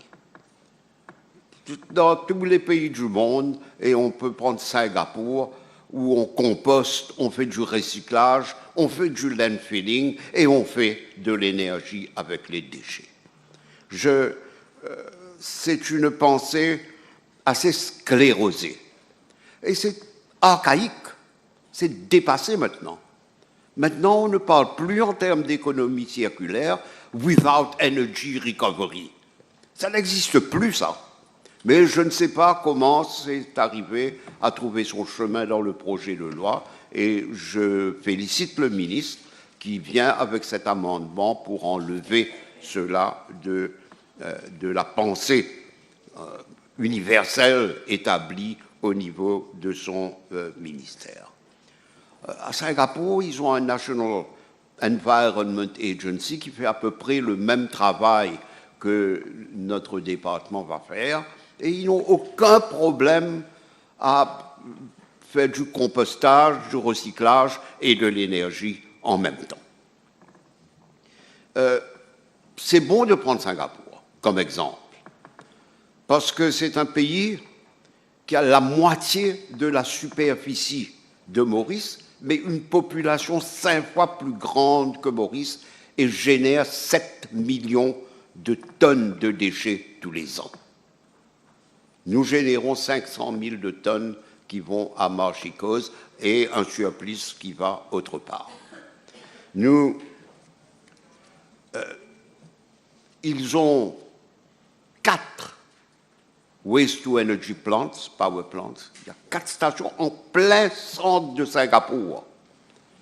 Et là, ils sont en train de construire, Mitsubishi est en train de construire une autre centrale qui va gérer, pour générer de l'électricité, gérer 3600 tonnes de déchets. Et il faudra donc, nous aussi, changer notre mindset pour travailler là-dessus. Je prends un exemple. En mai 2022, le ministère de l'Environnement avait organisé une conférence au Méridien sur l'économie circulaire. C'était une très bonne conférence, centrée surtout sur le tri des déchets, le ministre en a parlé, et sur le compostage, sur le recyclage. Pas un mot sur l'énergie. Pas un mot sur l'énergie, et nous allons voir que c'est... Je ne comprends pas pourquoi on enlève cette pensée de notre vocabulaire. Et pourtant, et c'est peut-être pour cela que dans le projet de loi qui est devant nous, parce que la proposition d'amendement n'a pas encore été circulée, c'est peut-être pour ça que cette définition de disposal était dans la loi, c'est-à-dire without energy recovery, parce qu'eux-mêmes, quand ils ont fait cette conférence, ils n'en ont pas parlé. Mais le même ministère, dans le Nationally Determined Contribution Action Plan, qui est un document qui a été circulé internationalement, on lit ceci. Other renewable energy sources that will contribute to achieve the transition towards the greener energy are biomass generation, waste to energy, and wave energy power. C'est une obligation que nous avons prise internationalement. Donc, et notre roadmap for renewable energy prévoit déjà un power plant qui travaillerait sur 1000 tonnes de déchets par jour. C'est-à-dire on pourrait processer 350 000 tonnes par an pour faire de l'énergie. Et ce n'est pas aujourd'hui qu'on invente ça. Et je n'invente rien. Nous avons, j'ai découvert dans mes vieux papiers, un papier des professeurs Mohi et Raghunandan de l'Université de Maurice. Des gens brillants, un petit peu rêveurs, bien sûr, comme tous les professeurs d'université. J'espère qu'il n'y a pas personne ici, là. Mais ils sont sérieux, ils travaillent bien. Et en 2006, depuis 2006, ils avaient préparé un papier Solid Waste as a Potential Energy Source. Et ils avaient calculé qu'on pouvait faire, avec chaque tonne de déchets, produire 600 kWh d'électricité. Et vous savez que le CEB produit 3000 gigawatts-heure, pas kilowatts, 3000 gigawatts-heure. Et si vous réalisez qu'on produit 500 000 tonnes de déchets tous les ans, ben calculez. Et vous voyez que nous pouvons facilement éliminer les fossil fuels, l'huile lourde et le charbon, et ce lobby des charbons qui est tellement puissant à Maurice.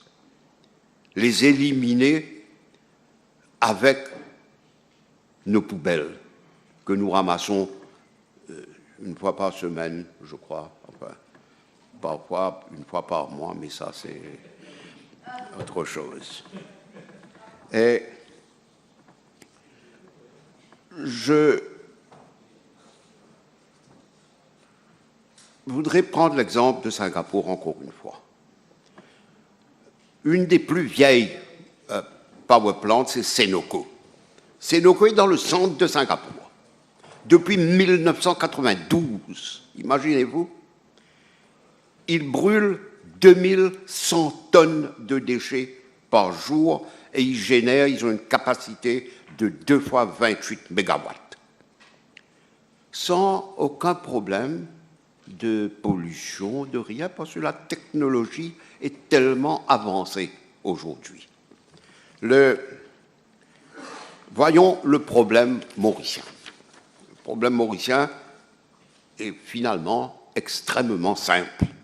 Et je me demande comment, pendant des années et des années, on continue à discuter, tourner en rond. Et heureusement, aujourd'hui, le ministre vient finalement arrêter le carrousel. Pour dire arrêtez de tourner en rond, maintenant on vient avec un projet de loi, on établit les structures et espérons qu'ils vont travailler. Le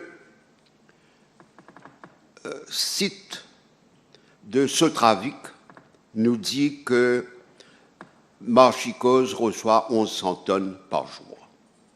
Statistics Mauritius et le ministère de l'Environnement mentionnent des chiffres un peu différents, mais finalement, un dans l'autre, comme on dit, 500 000 tonnes par an. 500 000 tonnes. Imaginez qu'une voiture pèse à peu près 1,5 tonnes, 1,5 tonnes. Vous réalisez combien de voitures ça fait qui vont à Marchicose tous les ans? 500 000 tonnes par an. Et Marchicose, évidemment, tous ces déchets produisent du méthane, du gaz, et le gaz sert à faire de l'électricité, mais très très peu. 0,82% de l'électricité qu'achète le CEB. Donc, pratiquement négligeable. Et par contre, la bagasse, qui est wasteful to energy, n'oublions pas, la bagasse, c'est waste. Waste, ce n'est pas uniquement ce que nous jetons dans nos poubelles. La bagasse produit de l'énergie, pas assez valorisée. Les petits planteurs ne sont pas bien rémunérés encore, mais ce n'est pas grave. On verra comment trouver la solution. Et la bagasse donne à la CEB à peu près 15 à 20% d'électricité par an. Le reste, 40% de l'huile lourde. Et puis un petit peu de jet A1, ça c'est pour Nicolet, parce qu'ils ont des turbines. Et 36% le charbon. 36%, c'est pour marcher le charbon. 36%, ça veut dire 76%. Et vous savez combien on paye? 4 milliards pour le charbon, 4 milliards pour l'huile lourde, 8 milliards tous les ans que nous payons foreign exchange qui part. Et pour acheter quoi? De la pollution. Pour faire de l'électricité. Et n'oublions pas les prix du pétrole, les prix du charbon. C'est extrêmement volatile, comme nous savons. Un jour, 75 $, l'autre jour, 100 $. Nous ne savons plus. Donc, on ne peut même pas faire une prédiction le ministre de l'Énergie sait de quoi je parle. C'est le cauchemar de faire une prédiction sur le budget de CEB. Parce qu'on ne sait pas combien on va payer le pétrole pour plus tard. Nous avons tous ces problèmes. Et pourtant, nous avons une source d'énergie qui déborde à Marchicose. Nous payons 1,5 milliard de roupies tous les ans pour opérer les transfer stations et la station de Marchicose.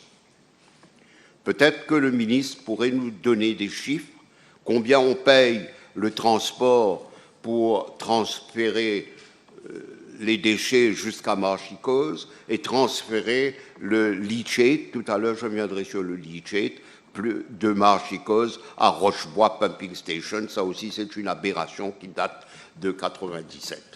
Nous allons voir ça plus tard. Alors, quel est le problème de Marchicose? Premièrement, la saturation. L'honorable Ramcon a parlé très bien sur la saturation.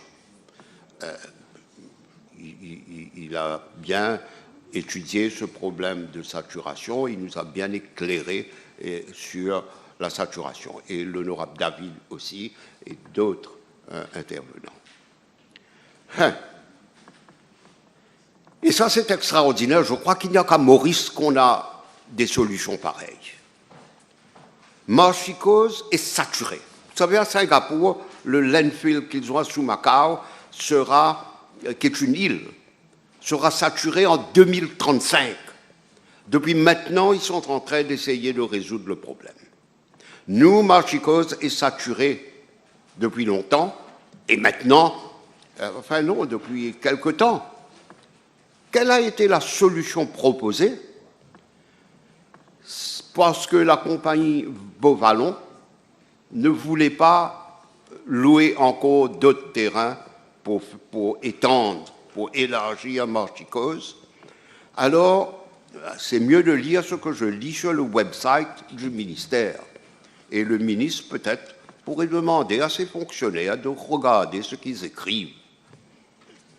In view of the saturation of the Marchicose landfill, and to prevent a major waste management crisis in Mauritius. Et je vous dis que ça, c'est sur le website qui paraît aujourd'hui, en 2023. To prevent a major waste management crisis in Mauritius post-2019. The idea of raising the Marchicose landfill to provide disposal capacity was put forward. J'aurais bien aimé rencontrer cette personne qui a put forward cette idée de génie que juste qu'on peut faire. The vertical expansion works are expected to start by April 2020. Et nous sommes en 2023. Le website d'aujourd'hui vous dit que ça va commencer à opérer en avril 2020. And thus increase the disposal capacity of the landfill. Heureusement, le ministre, le 28 novembre 2022, il a corrigé cela à une réponse d'une question parlementaire B1164 de l'honorable Johanna Béranger. Il a bien dit que maintenant, on va essayer de voir comment on fait cette expansion verticale. Donc, qu'est-ce qu'on va faire? On va faire Marchicose devenir un gratte-ciel de déchets. On va expandre verticalement, alors que nous pouvons nous en servir pour faire de l'énergie. Et ça, c'est le premier gros problème de Marchicose. Et c'est un problème énorme. Le deuxième problème, c'est quoi? C'est la pollution. Le Marchicose produit ce qu'on appelle le leachate, l'eau qui percolate dans la saleté, vous avez ça dans votre poubelle en plastique toutes les semaines. Ça coule, ça dégouline, c'est un jus. Et évidemment, à l'échelle de Marchicose, ça veut dire 200 000 mètres cubes par an, d'après le website de ce trafic. Et qu'est-ce qu'on fait? Ça, depuis 1997. On m'a déjà raconté qu'il y avait un leachman transplant plant qui a disparu de Marchicose, mais on n'a jamais pu savoir si c'est vrai ou pas.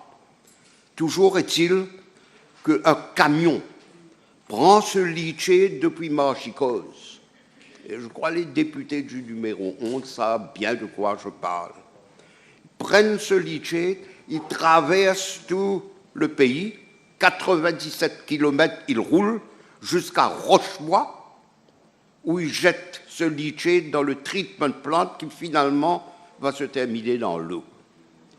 Là, je vois qu'il y a un plan pour faire un leachate treatment plant qui en français s'appelle lixiviat,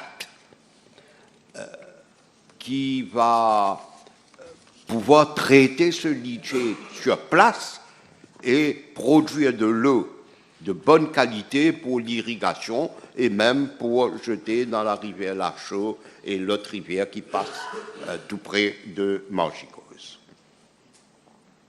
Sans compter le risque de pollution et sans compter l'incendie. Dans sa réponse à la PQ 1164 de l'honorable Johanna Béranger, le ministre a bien expliqué. Mais vous imaginez ce qui va se passer, Monsieur le Président, si on va essayer d'étendre Marchicose verticalement et qu'il y a un incendie, qu'est-ce que nous allons faire? L'incendie, le ministre avait donné des détails, j'avais bien écouté, de tout ce qu'on a dû faire. On a eu l'aéroport, Richandeau, les pompiers, tout cela, Sotravic, tout ce monde-là a mis la tête ensemble, les équipements de l'eau, tout, pour pouvoir éteindre cet incendie. Et on veut étendre Marchicose. Et Marchicose occupe maintenant 48 hectares de terrain.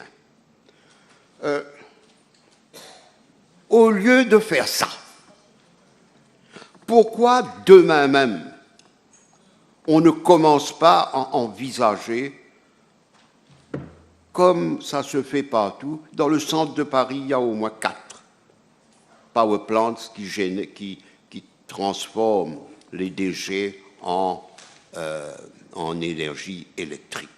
C'est pour ça que j'accueille ce que le ministre a fait, en venant corriger l'imperfection qu'il y avait dans le projet de loi en enlevant ces mots « without energy recovery ».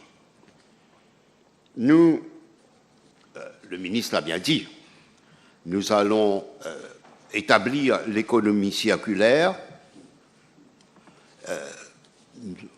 le recyclage, le compostage, et tout cela doit commencer par le tri des poubelles.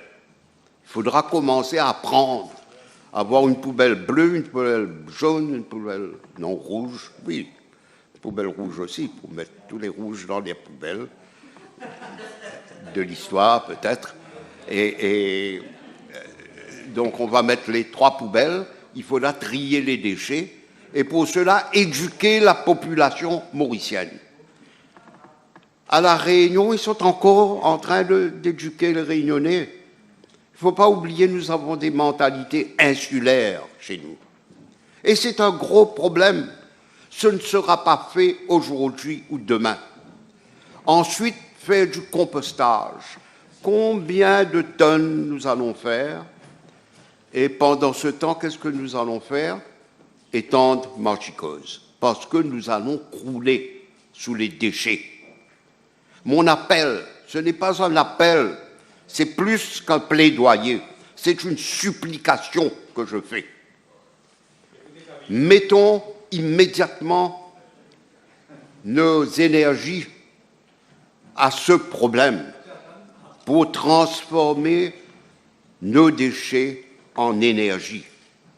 On ne peut pas attendre de finir que nos professeurs d'université commencent à éduquer la population, à trier les poubelles, à faire le compostage, etc. On ne pourra pas attendre. Sinon, nous irons vers la catastrophe écologique dans notre pays. Le gouvernement était toujours d'accord avec ce que je dis. Je n'invente rien. Seulement, le Parti travailliste était contre. J'ai en souvenir les exclamations de l'honorable Assia Vaden qui s'écriait que nous allions brûler de la saleté, polluer l'atmosphère, étouffer la population avec de la fumée. Et ce jusqu'au 14 juin 2021. C'est important que je le dise. L'honorable Fabrice David prend la parole et je vais le citer. Il commence en disant « Je vais même aller plus loin, Monsieur le Président, en affirmant que nous devons nous décomplexer sur la question du waste to energy. Je suis entièrement d'accord. Décomplexons-nous. Et surtout à commencer par certains de nos penseurs qui sont sclérosés dans leur pensée, qu'ils pensent être la pensée unique. Et encore plus à la lecture du rapport de la Banque mondiale d'avril 2021 sur la sortie de crise de la pandémie pour l'île Maurice. Ce rapport, dit l'honorable David, mentionne à la section dédiée à la National Solid Waste Management Strategy, and I quote, dit-il, the sector could benefit from recognizing the energy generated from waste to energy. Regardez bien les mots là. Hein? The sector could benefit from recognizing. Je suis tenté d'ajouter at last. From recognizing at last the energy generated from waste to energy facilities as renewable power that counts towards the country's renewable energy goals. This, coupled with feed-in tariff for electricity generated from waste processing facilities, could provide strong system support for solid waste project development. Et il continue, Monsieur le Président, contrairement à ce que certains peuvent penser, la valorisation énergétique n'est pas un opposant de l'économie circulaire, dans la mesure où elle concerne essentiellement des déchets qui ne sont ni recyclables, ni compostables. Là, je ne suis pas d'accord avec lui, mais c'est un autre débat. Et nous pouvons prendre exemple sur Singapour, etc. Ainsi, le Parti travailliste fait la leçon au Parti travailliste. Et je suis heureux de voir qu'il y a maintenant un changement appréciable dans la politique adoptée. Le MMM n'épousait pas cette idée. Hein. Le MMM n'a jamais cru que... Le MMM, maintenant, nous avons le travailliste, le MMM, et je pense le PMSD, sûrement, de ce que j'ai entendu de l'honorable Lobine, et le gouvernement. Sauf peut-être une personne qui, elle pense, et on ne sait pas qui c'est, qu'au lieu de faire ce que tout le monde est d'accord de faire, qu'on devrait ajouter des déchets à Morgicose et grandir à Morgicose. Ah, une personne qui pense comme ça, mais qui soulage le lobby des camionneurs et le lobby du charbon. Ce sont les deux seuls lobbies qui vont perdre de l'argent avec Waste to Energy. Donc, il faut savoir ce que l'on veut. Ceux qui obtiennent, et le ministre peut-être pourra nous dire, sinon je vais demander à l'examen, lorsque le budget sera appelé en examen du comité, pour voir combien nous payons ces camions. 1,5 milliard tous les ans. Ça, c'est pour tout. Mais dedans, combien pour les camions? Et nous les voyons sur l'autoroute qui circulent. Waste Carrier.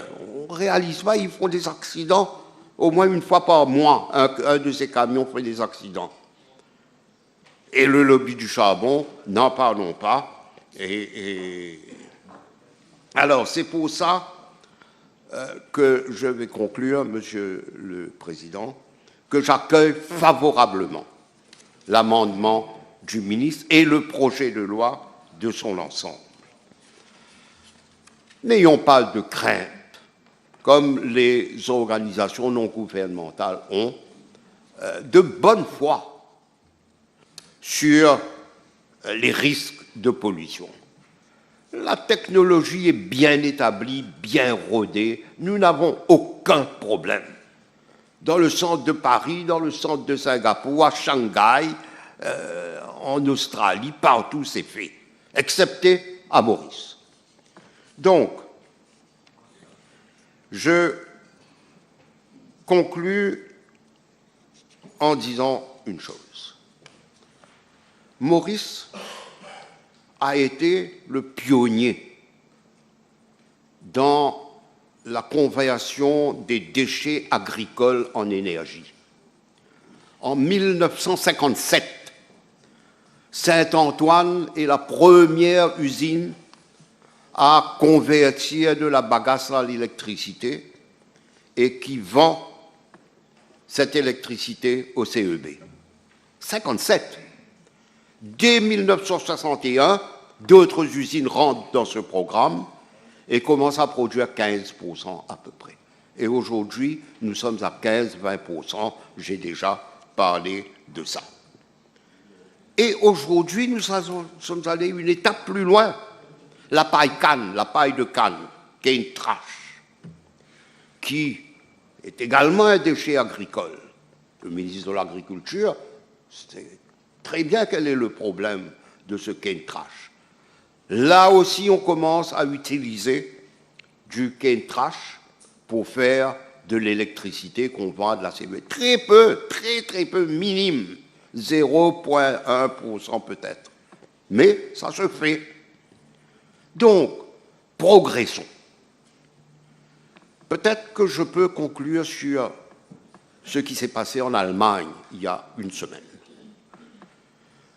Quand il a fallu, il y a eu un grand débat sur l'abolition de l'énergie nucléaire. Parce que disait-on, ça risque d'exploser. Oui, c'est vrai, comme on voit à Zaporizhzhia, en Ukraine, etc. Et il y a des ONG qui étaient là et qui ont fait un lobby très fort. Et là, samedi dernier, la dernière usine nucléaire, centrale nucléaire, a été fermée et ça a créé des manifestations à Berlin entre les pros et les anti. Mais on a découvert en 2022, l'année dernière, la vérité.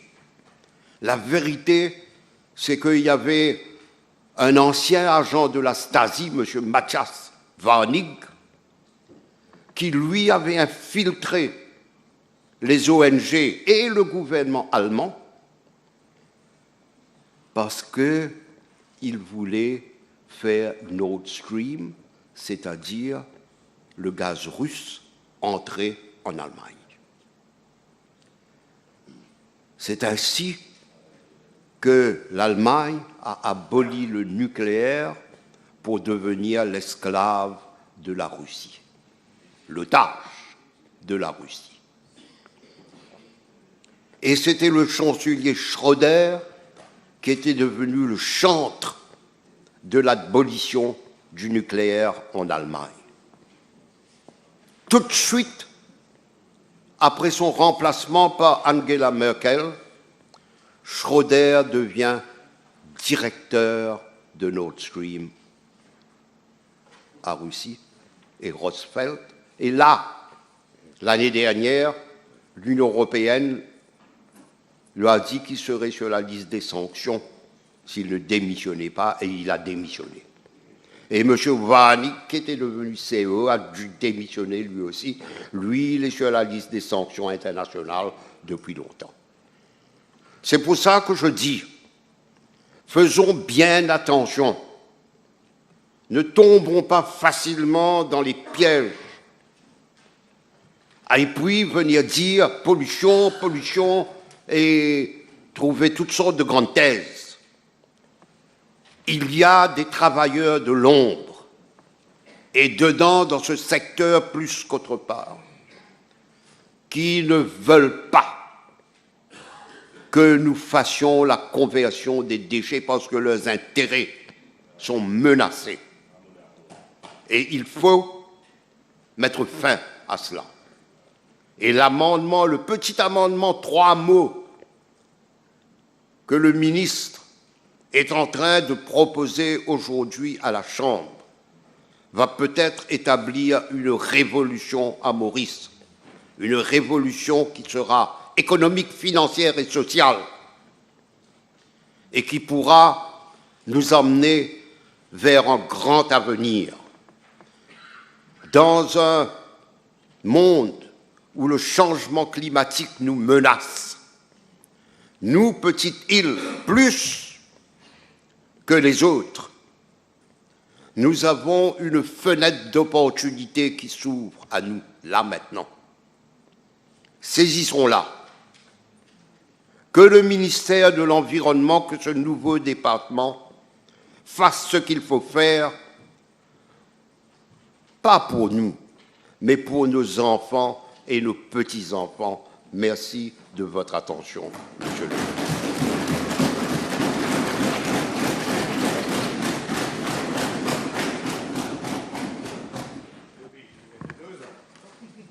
Mr. Speaker, I have, all of us have listened to a speech of epic proportion, provocative, scintillating, but at the end of the day, the truth has to prevail. We were in government too. And I recall when the then Prime Minister came with a project in relation to solid waste to energy. Who were those who came to the forefront to torpedo this project? And at the time, the sugar industry was being converted into a sugarcane industry. Preferential trade was going and gone. And of course, those who obtained a lot of benefits from the proceeds of sale of sugar and bagasse, in relation to conversion of bagasse into energy, were the first to be more vocal, vociferous, and certainly to exercise influence within and outside to torpedo the project. And I have in mind the Coventa solid waste energy project. Land was already identified. And there was indicative term sheets to negotiate, agree, and execute. Probably at the time, ecological sense prevailed, but to a large extent, government of the day found it difficult to counter the lobbying. And we had Professor de René, who was an advisor to the then Prime Minister. And I'm sure he was under undue pressure from our friends from the sugarcane industry. Because ultimately, and at the end of the day, they want to put a premium on the land. There are more proceeds to be obtained from parcelization of land than to think of the future, as has been aptly described by Honorable Korenda. Not that we totally agree with what he's saying. At the end of the day, you need to have volume, and you need to have quality waste also. This is why we talk of characterization of waste, because you cannot simply rely on organic waste. At the end of the day, you need, when you produce energy, it has to be calorific energy. So, Mr. Speaker, I don't know whose interests our friends on the other side of the House are serving. But one thing I have to say, let us put our differences apart, set our differences aside, and chalk out a clear-cut strategy in relation to production of energy and management of solid waste. The truth has to be spelled out, and we have to sensitize our population at large and at last to highlight the merits of what energy is all about and what are the sources for production of energy. And we can do it subject that the facts are known, the facts are spelled out, and the merits of projects are clearly spelled out to overcome or to overshadow the demerits. I made it a point to read this, the speech made by the Honorable Minister of Energy, of Environment, Solid Waste Management and Climate Change. And I had to do it out there, Mr. Speaker, for reasons which are too obvious. And I'm not going to highlight the reasons as to why I was asked to vacate my seat, Mr. Speaker. But the truth has prevailed and justice has prevailed, and here I am to spell out without fear or prejudice and speak on a subject which is relevant to the present and future of our country. And I read the speech of the Honorable Minister. My impression is either he's misleading or he has misled. And I refer to what happened 25 years ago. The prevailing position was that landfill constituted a healthy and ecological mode of waste disposal. This is past history now. And I hope the Minister trying to revive the different project of waste to energy, I'm sure the arguments to say that the merits far, far outweigh the demerits. Because at the end of the day, we need to bring down costs. We have to make sure that the impact upon our budget is a positive one, because we cannot constantly carry on being a country which which imports most of its commodities, be it food, fuel, Mr. Speaker. So there's a call for the right mindset, and there's a call for the right frame of mind. I grant you, there was the environmental tribunal, but even the environmental tribunal at the time was under pressure and had to bow to alleged sound technical advice being dispensed, because there are people in this country who think that they have monopoly of knowledge. Knowledge is meant to be disseminated, and in an age and an era of technology, when information travels at the speed of lightning, we have every reason to take on board sound advice. It cannot be the monopoly of a few. Of course, our object is to have a wide discussion at the bar of public opinion. And I still can't understand why this bill has a certificate of urgency.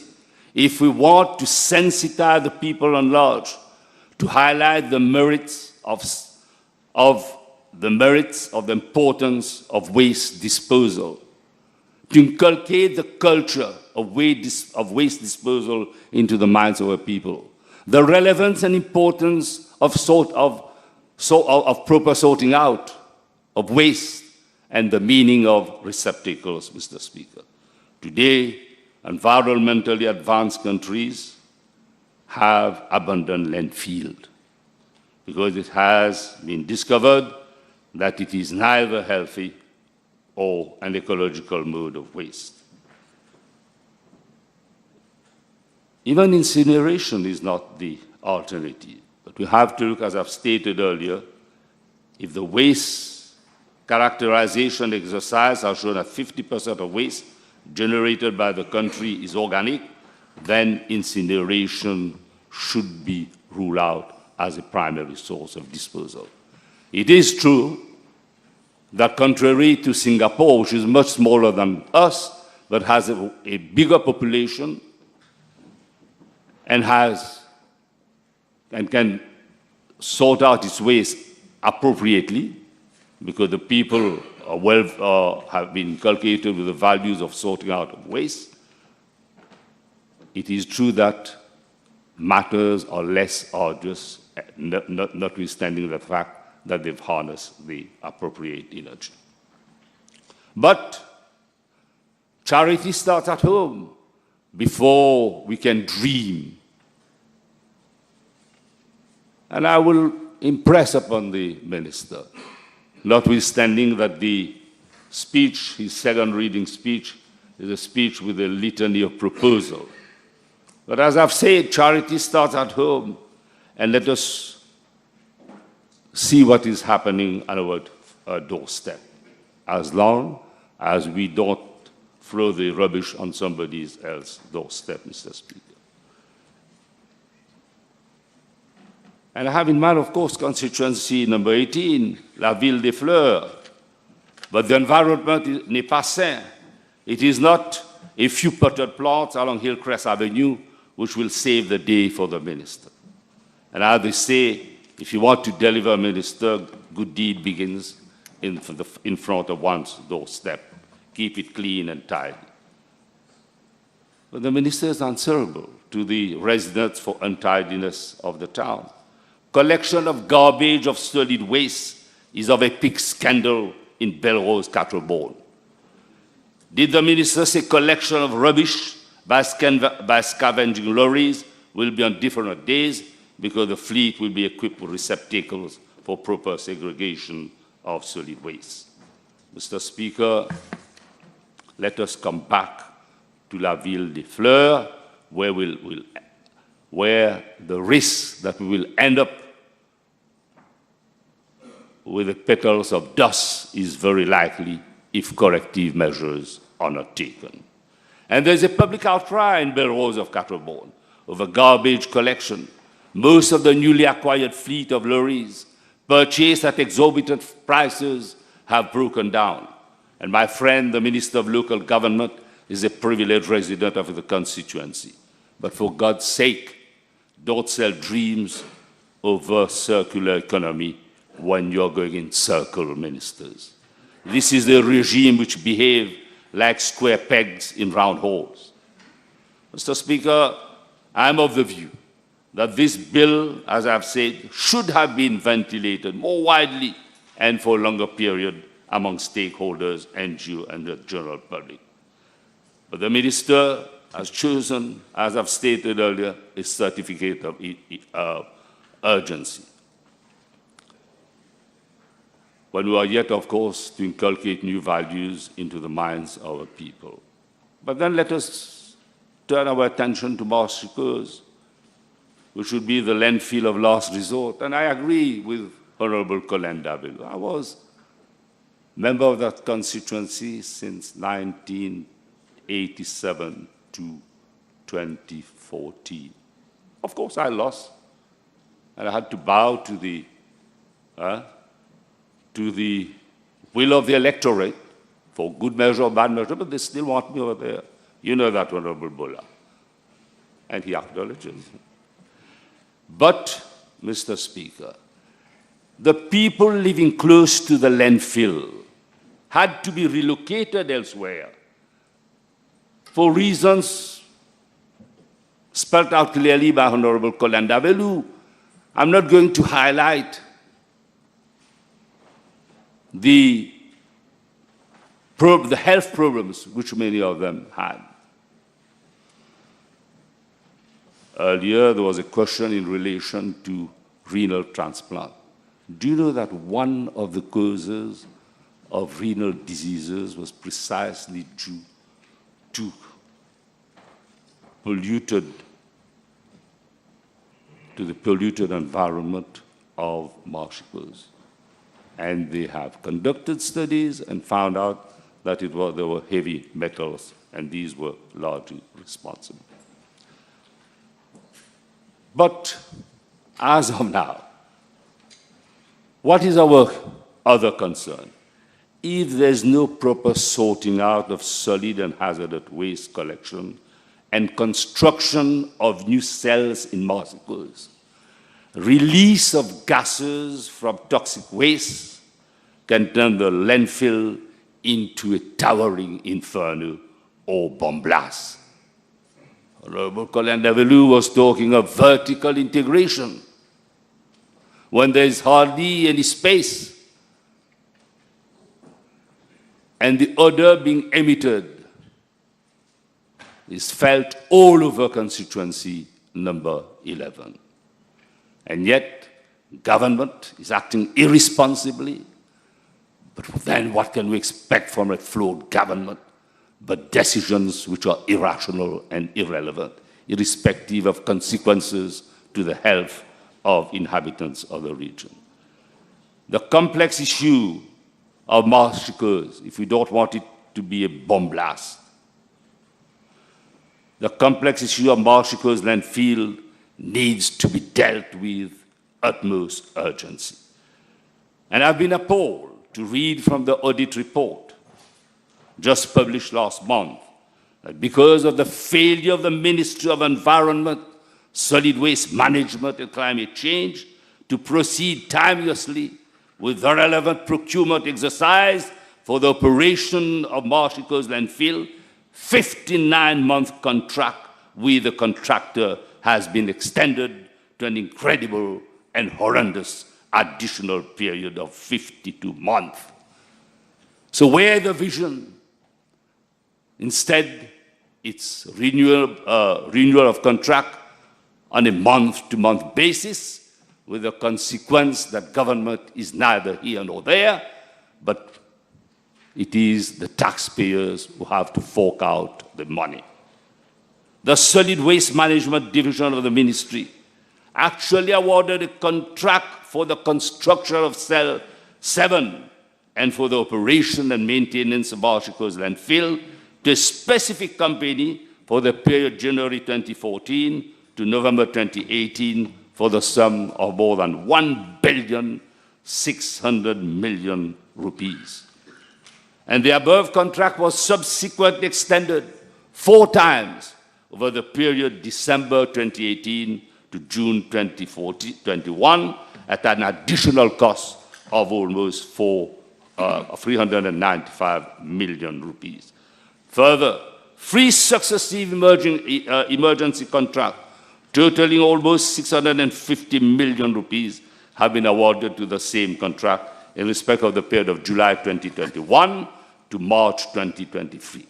And according to the Director of Audit, the procurement exercise for the award of a fresh contract after the expiry of the initial contract in November 2018 has been unduly delayed by 52 months, subject to proper scrutiny.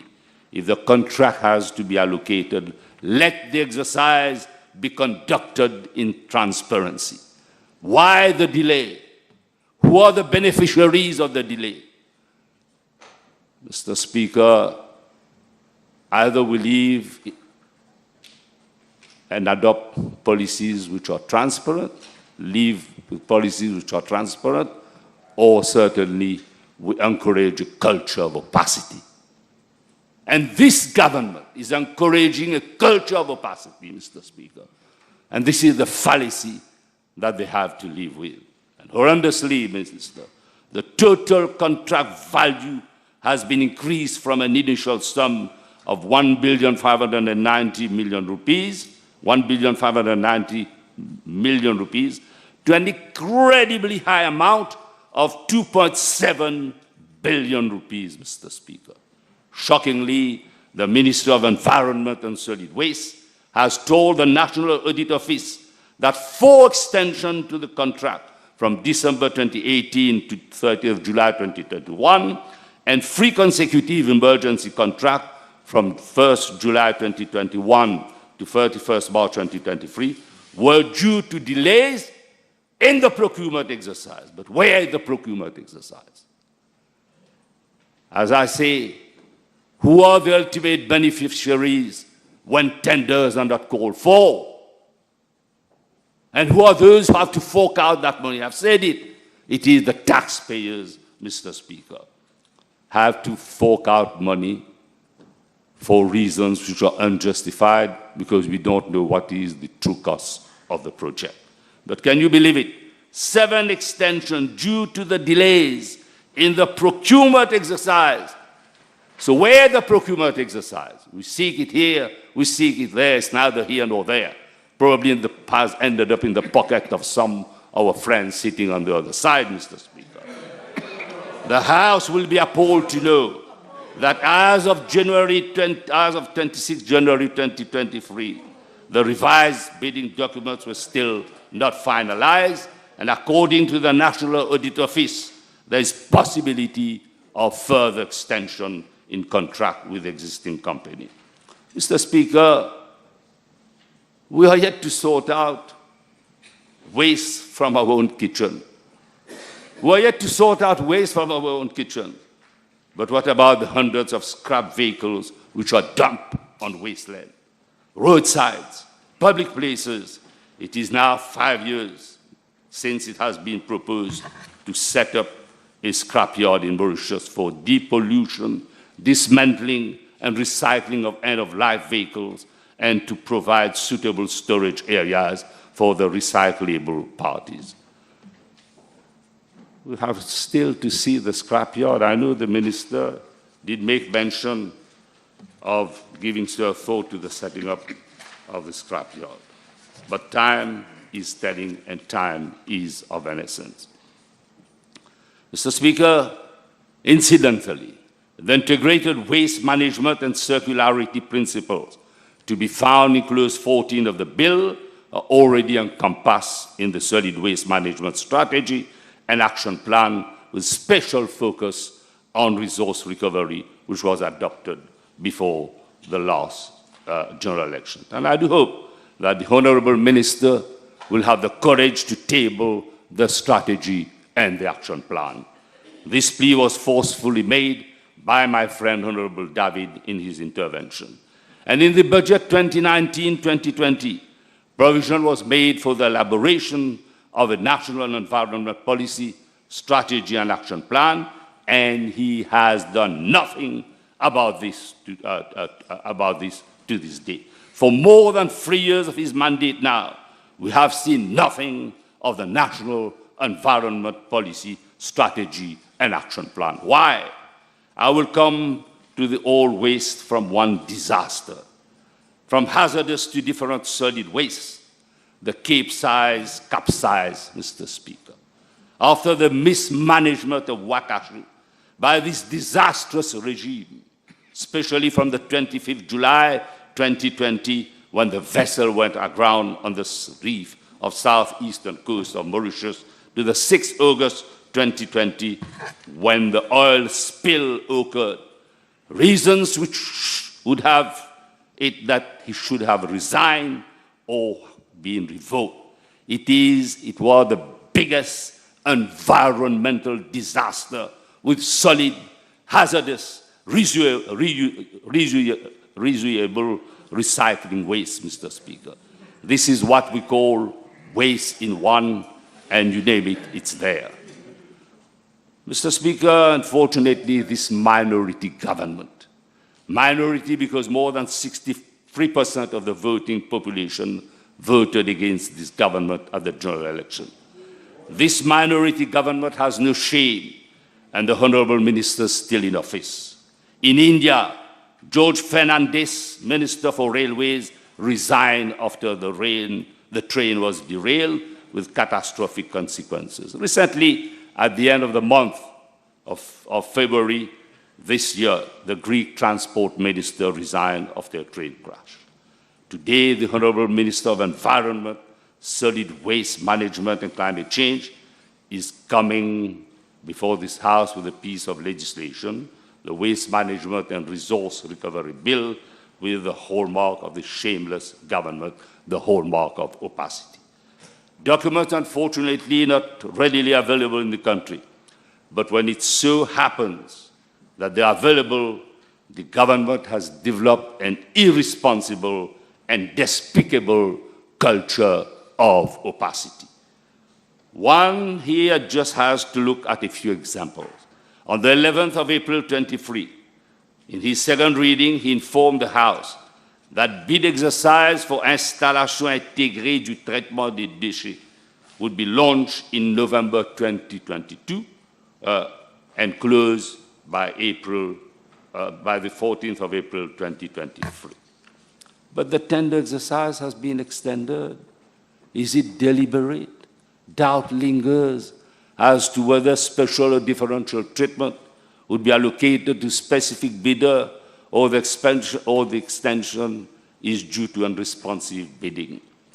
Is it so capital intensive that there is no bidder? I challenge the minister to table the project document relating to the project, including the provisional budget, but in terms of capital expenditure and also in relation to operational expenditure. I can go on and highlight several cases in relation to how this government operates in opacity.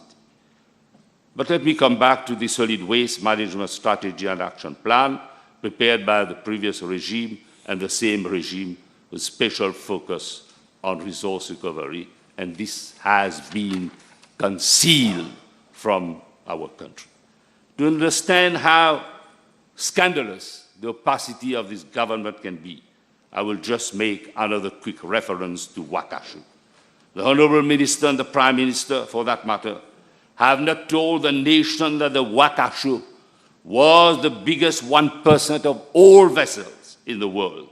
The Wakashu was, in fact, bigger than the Titanic. And the minister didn't even know that the Wakashu was Cape-sized vessel. In other words, the Wakashu was so big that it could not navigate through the Suez and Panama canals. It had to navigate around the Cape of Good Hope and Cape Horn. And to add insult to injury, in pursuance of this culture of opacity, the minister did not even offer to depone before the Commission of Inquiry on Wakashu. Why this hidden solid waste management strategy and action plan with special focus on resource recovery so relevant? This is because it renders the gist of subpart 2B of the bill, particularly clause 16, redundant. The National Solid Waste Management Strategy and Action Plan to be prepared under clause 16, and this has been formulated in line with international conventions and in line with sustainable water management or waste management procedures as envisaged in clause 16, subsection 2A of the new bill. Finally, the creation of additional institutions and authorities, committees and staff in part 2, 3, 4 and clauses 4, 5, 6, 9 and 12 of the bill. I would ask the Minister to inform the House what analysis has been carried out before creating these institutions and postings. Indeed, there's already a solid waste division at his ministry, which was previously at the Ministry of Local Government. Most of all, if not all, the matters contained in clause 4, 5, 6, 9 and 12 can be done by the Honourable Minister under powers derived from the Environmental Protection Act and regulations made thereunder. Bearing in mind that our ratio of public debt to GDP is now almost 100%, it does not appear wise to create new committees, Mr. Speaker, or departments, and post until some analysis have been until thorough analysis have been carried out. I shall wait eagerly the Honourable Minister's response to the above. I still believe that the existence of the National Solid Waste Management Strategy and Action Plan, with special focus on resource recovery, which was adopted before the last general election by this very government, should have been made public. And I believe that he has failed to come up with the National Environment Policy Strategy and Action Plan, which was voted in the 2019-2020 budget, and with the National Scrapyard, which has been on the government agenda since about 4 years. Finally, I submit that his mismanagement of Marchico's issue is at least as disastrous as his management of the Wakashu spill crisis, and for all these reasons, he has to do what any decent minister would do. A certificate of emergency would not save him from the precipitous fall. Thank you very much.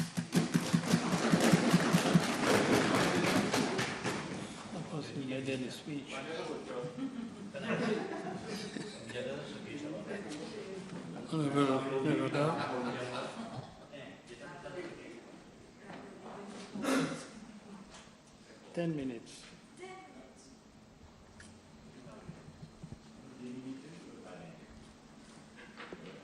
Merci, Monsieur le Président. Merci de me donner l'occasion d'intervenir sur ce projet de loi. Monsieur le Président, premièrement, je note que les débats sur ce projet de loi se sont tenus sur un ton consensuel. Et c'est à mettre au crédit des orateurs qui ont pris la parole, car nous débattons sur un sujet d'une extrême importance, c'est-à-dire la protection de notre environnement. Je tiens aussi, Monsieur le Président, à saluer l'intervention de l'honorable Ivan Kolenda-Velu, mais aussi d'autres orateurs avant lui pour avoir emmené la dimension énergétique dans ce débat. Et dans mon intervention, Monsieur le Président, je vais donner quelques informations sur cette dimension énergétique. Quant à l'intervention de l'honorable Boulel, qui a pris la parole à la Chambre après quelques séances où il a été absent, il a la plupart du temps été hors de propos, Monsieur le Président, accusant, comme d'habitude, avec une légèreté, le gouvernement. Et j'espère que quand le ministre prendra la parole, il refutera les accusations gratuites portées par l'honorable Boulel à l'encontre de son ministère, Monsieur le Président. Avec ce projet de loi,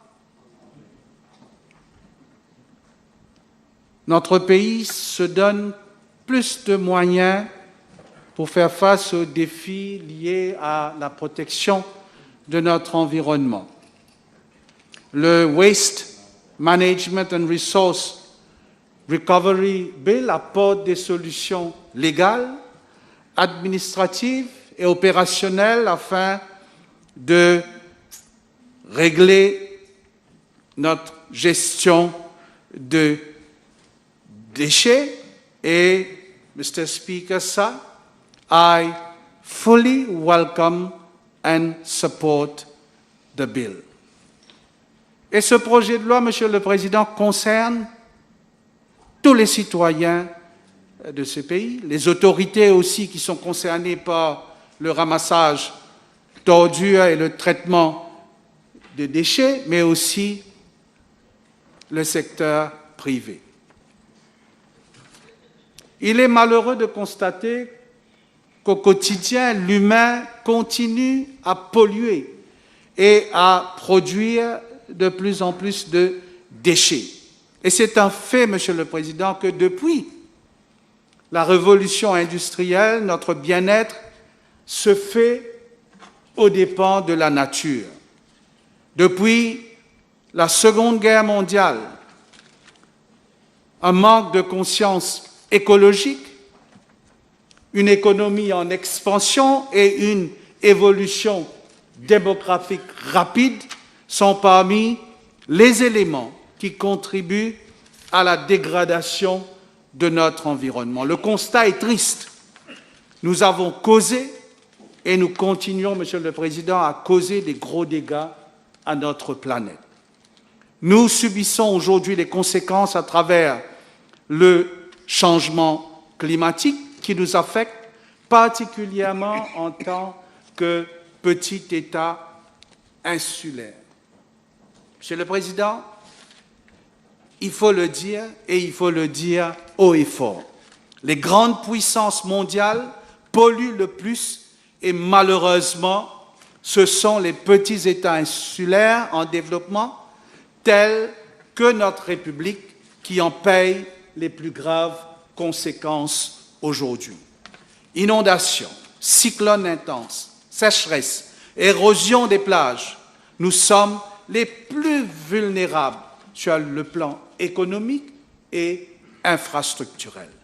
Face à ces défis, les différents gouvernements des petits États insulaires font des gros efforts et nous essayons de faire entendre notre voix lors des forums internationaux.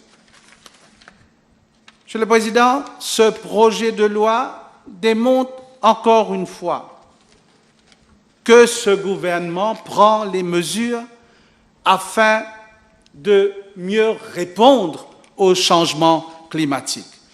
Le National Flood Management Programme, avec la construction de 1700 drains d'ici 2025.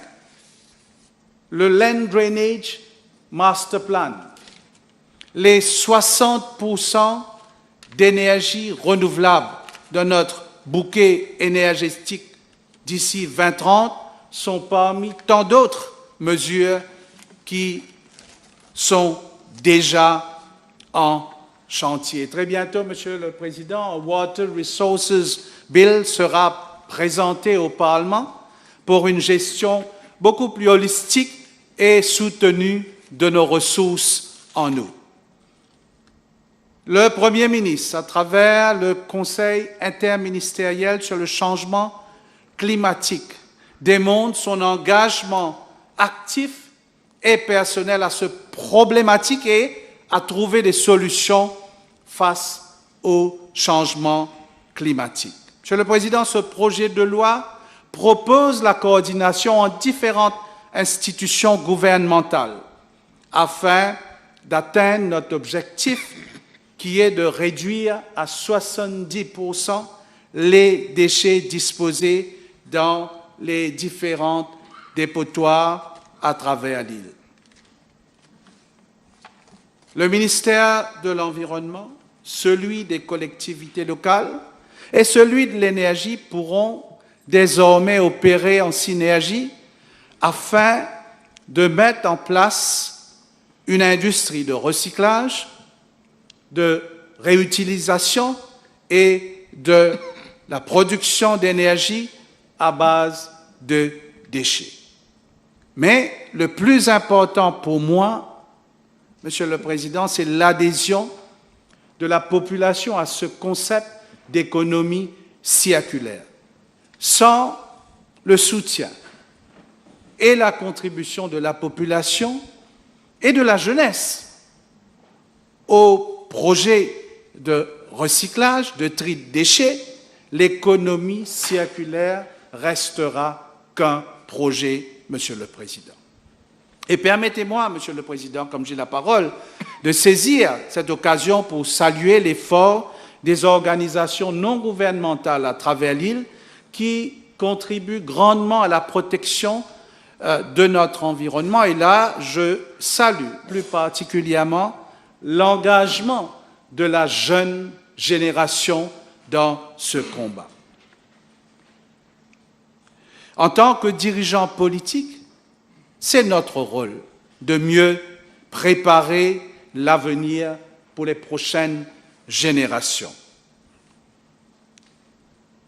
Notre pays a connu un développement rapide depuis les années 80. Et nous avons bâti notre progrès économique en partie grâce au développement de l'industrie manufacturière et le tourisme. Et en tant qu'une petite île, il faut le reconnaître, notre émission de gaz à effet de serre est insignifiante au niveau mondial. Mais les différents secteurs de l'économie doivent aussi s'adapter face au changement climatique et réduire au maximum la quantité de déchets qu'ils produisent.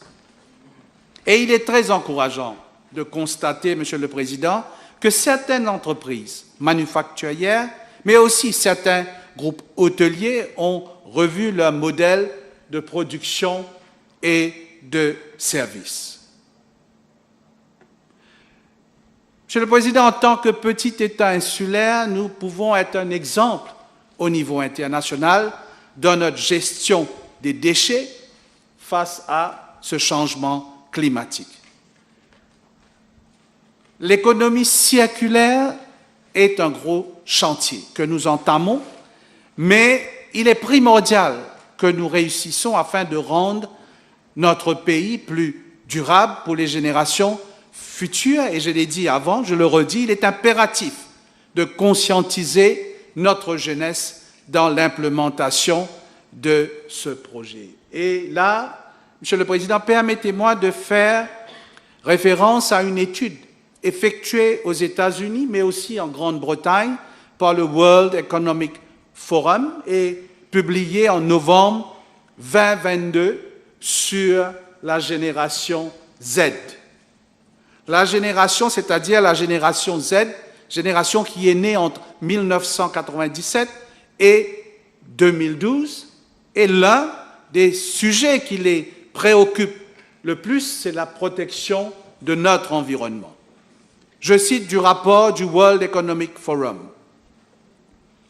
Business and government leaders hoping to reach net zero carbon emissions by 2050 will need to mobilize Generation Z to make it happen. Generation Z, for its part, needs better information and encouragement now. No single group of people will solve the climate conundrum by themselves, but Generation Z, the oldest of whom will be 53 years in 2050, will be a major part of the solution. The sooner leaders help this cohort to close the gap between climate concern and action, the better their chances of building a sustainable future. Félicitations, Monsieur le Président. Mr. Speaker, sir, allow me now to make some comments on some sections of the present piece of legislation related to my ministry. The global environmental problems we face today are largely the result of overexploitation of our natural resources and the increasing amount of waste that we generate daily. Therefore, there is a pressing need to transition to a more sustainable model of circular economy of waste management. Here on this side, Mr. Speaker, so we have a clear vision of a cleaner, greener, and safer Mauritius. We have, over the years, demonstrated our strong commitment for a sustainable environment through the various projects we have implemented, the incentives we have taken. The introduction, Mr. Speaker, so today of this piece of legislation will provide for the regulatory framework to ensure the environmentally safe and sound management of solid waste and hazardous waste.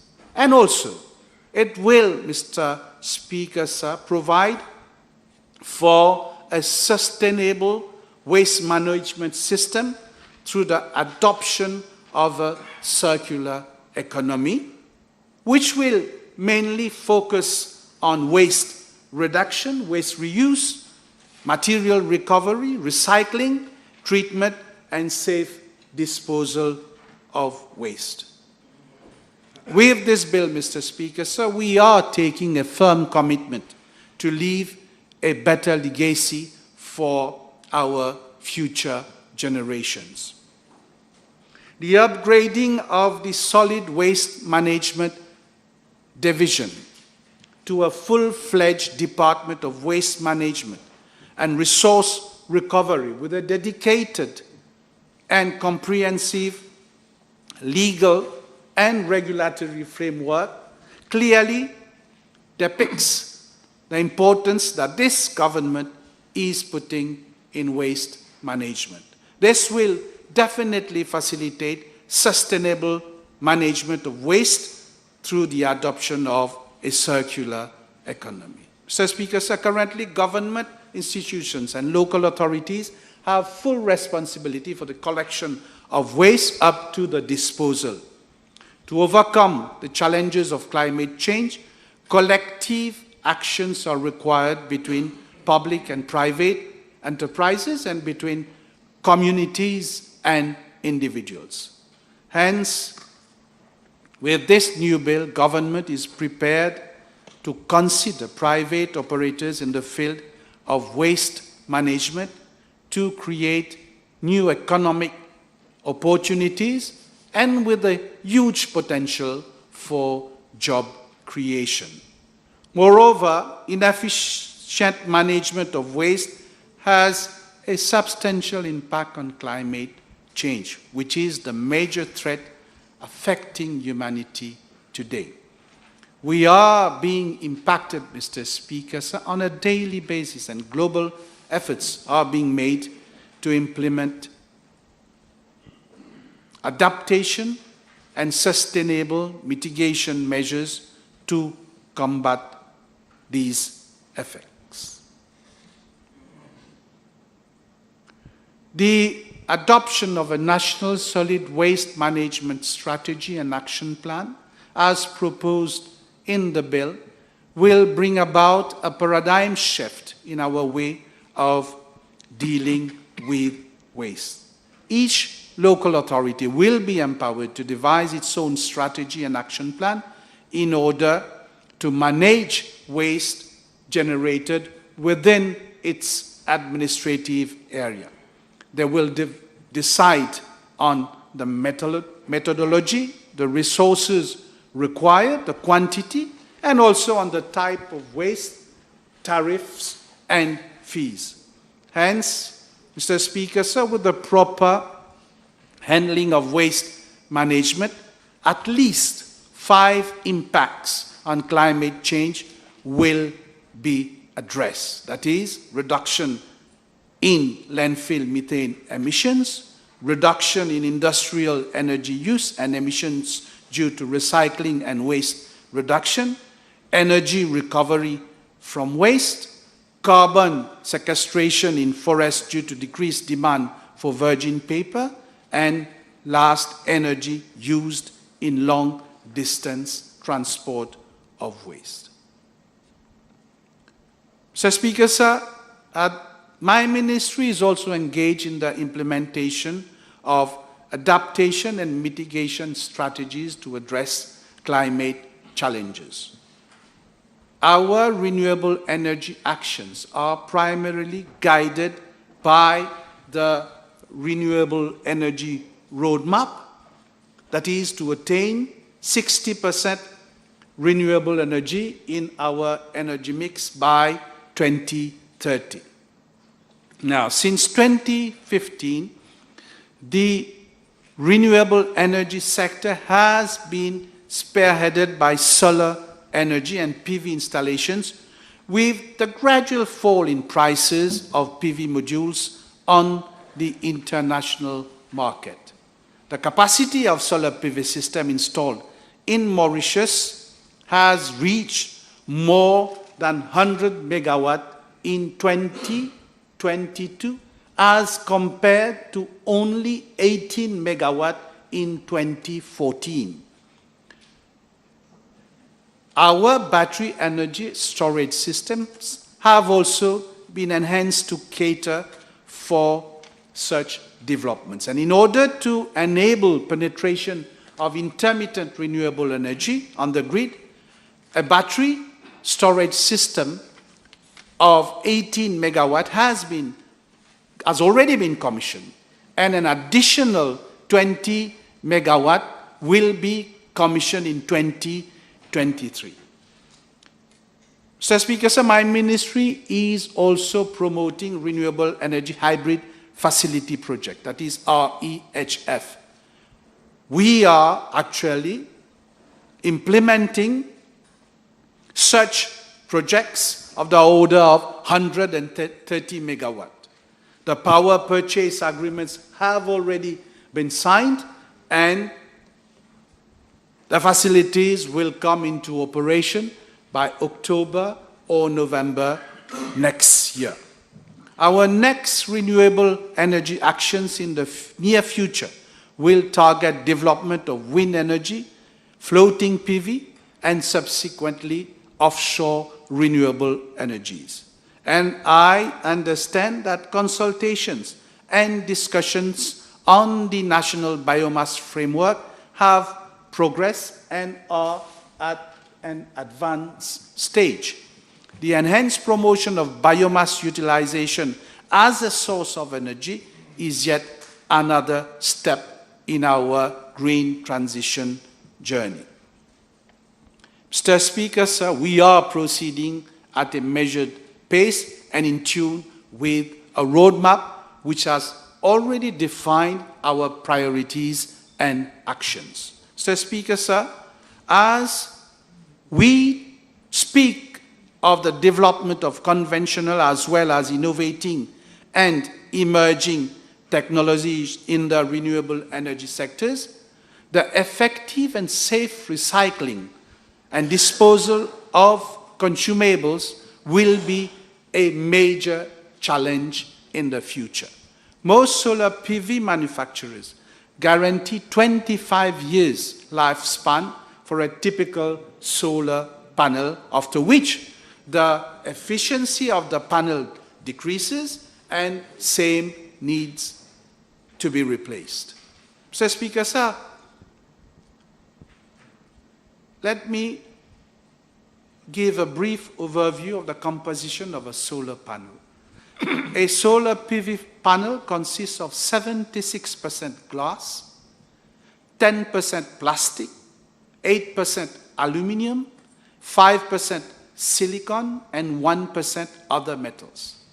95% of the materials of solar PV panels can be recovered through recycling, mainly glass, metals, and silicon. 100% of the materials can be recovered from lithium-ion batteries. And at the level of my ministry, we have been very proactive in order to cater for disposal and recycling of waste from batteries and solar panels in the coming years.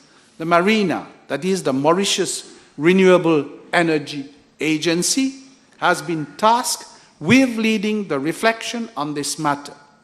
Thus, MARENA chaired a subcommittee comprising of various stakeholders, including the Ministry of Environment, Solid Waste Management and Climate Change, the Ministry of Local Government, Business Mauritius, the Central Electricity Board, and other stakeholders, and several meetings have already been held, and a feasibility study on the recycling of renewable energy waste is expected soon.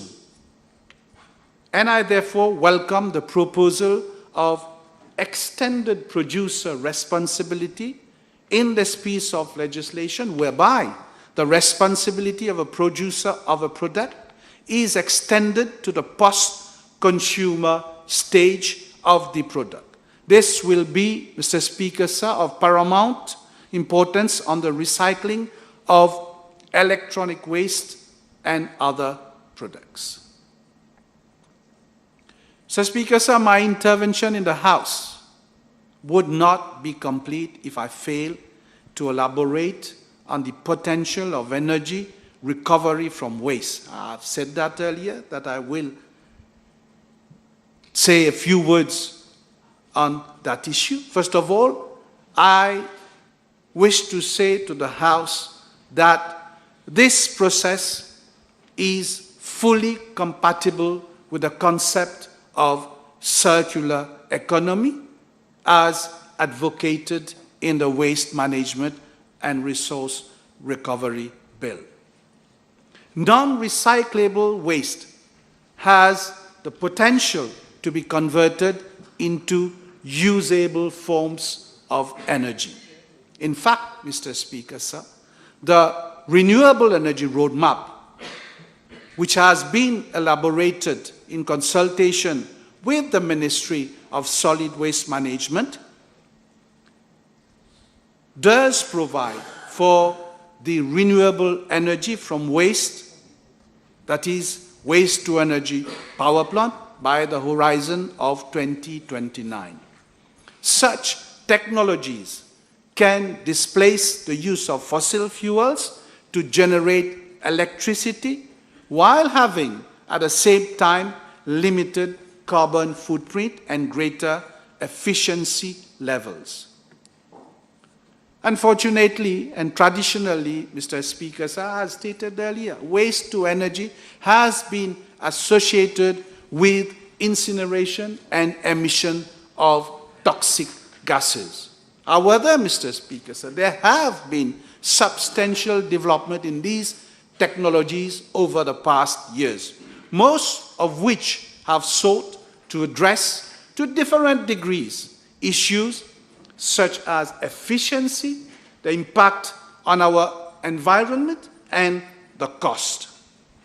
Research has shown that some progressive solutions which do not contain combustion but which can treat waste biologically can have near to zero emissions with high efficiency level. Normatively speaking, Mr. Speaker, sir, zero waste is the best waste, is the most sustainable way. However, non-recyclable waste can be repurposed and converted into energy using low-emission technologies in an environmentally friendly and sustainable ecosystem. Mr. Speaker, sir, as we seek to encourage the adoption and deployment of such energy-efficient and sustainable technologies in our strategy, to have renewable energy from waste, we have to allow for a learning time. We have to create the conducive environment for testing and piloting of such technologies in the short and medium term. The Green Economy Growth Pole, which includes waste management and resource recovery, has the buy-in of all stakeholders, including the private sector. And in line with SDG 7, investment in clean and renewable energy infrastructure is being encouraged, especially for Mauritius as a small island development state. Mr. Speaker, so let me conclude by saying that green energy initiatives will definitely reduce our dependence on fossil fuels, as well as fulfill our targets with respect to a clean environment. Mr. Speaker, sir, on this side of the House, we firmly believe that the Waste Management and Resource Recovery Bill will be one of the catalysts thereto, and I thank you for your attention, Mr. Speaker. Honourable members, I'll suspend the sitting for 45 minutes.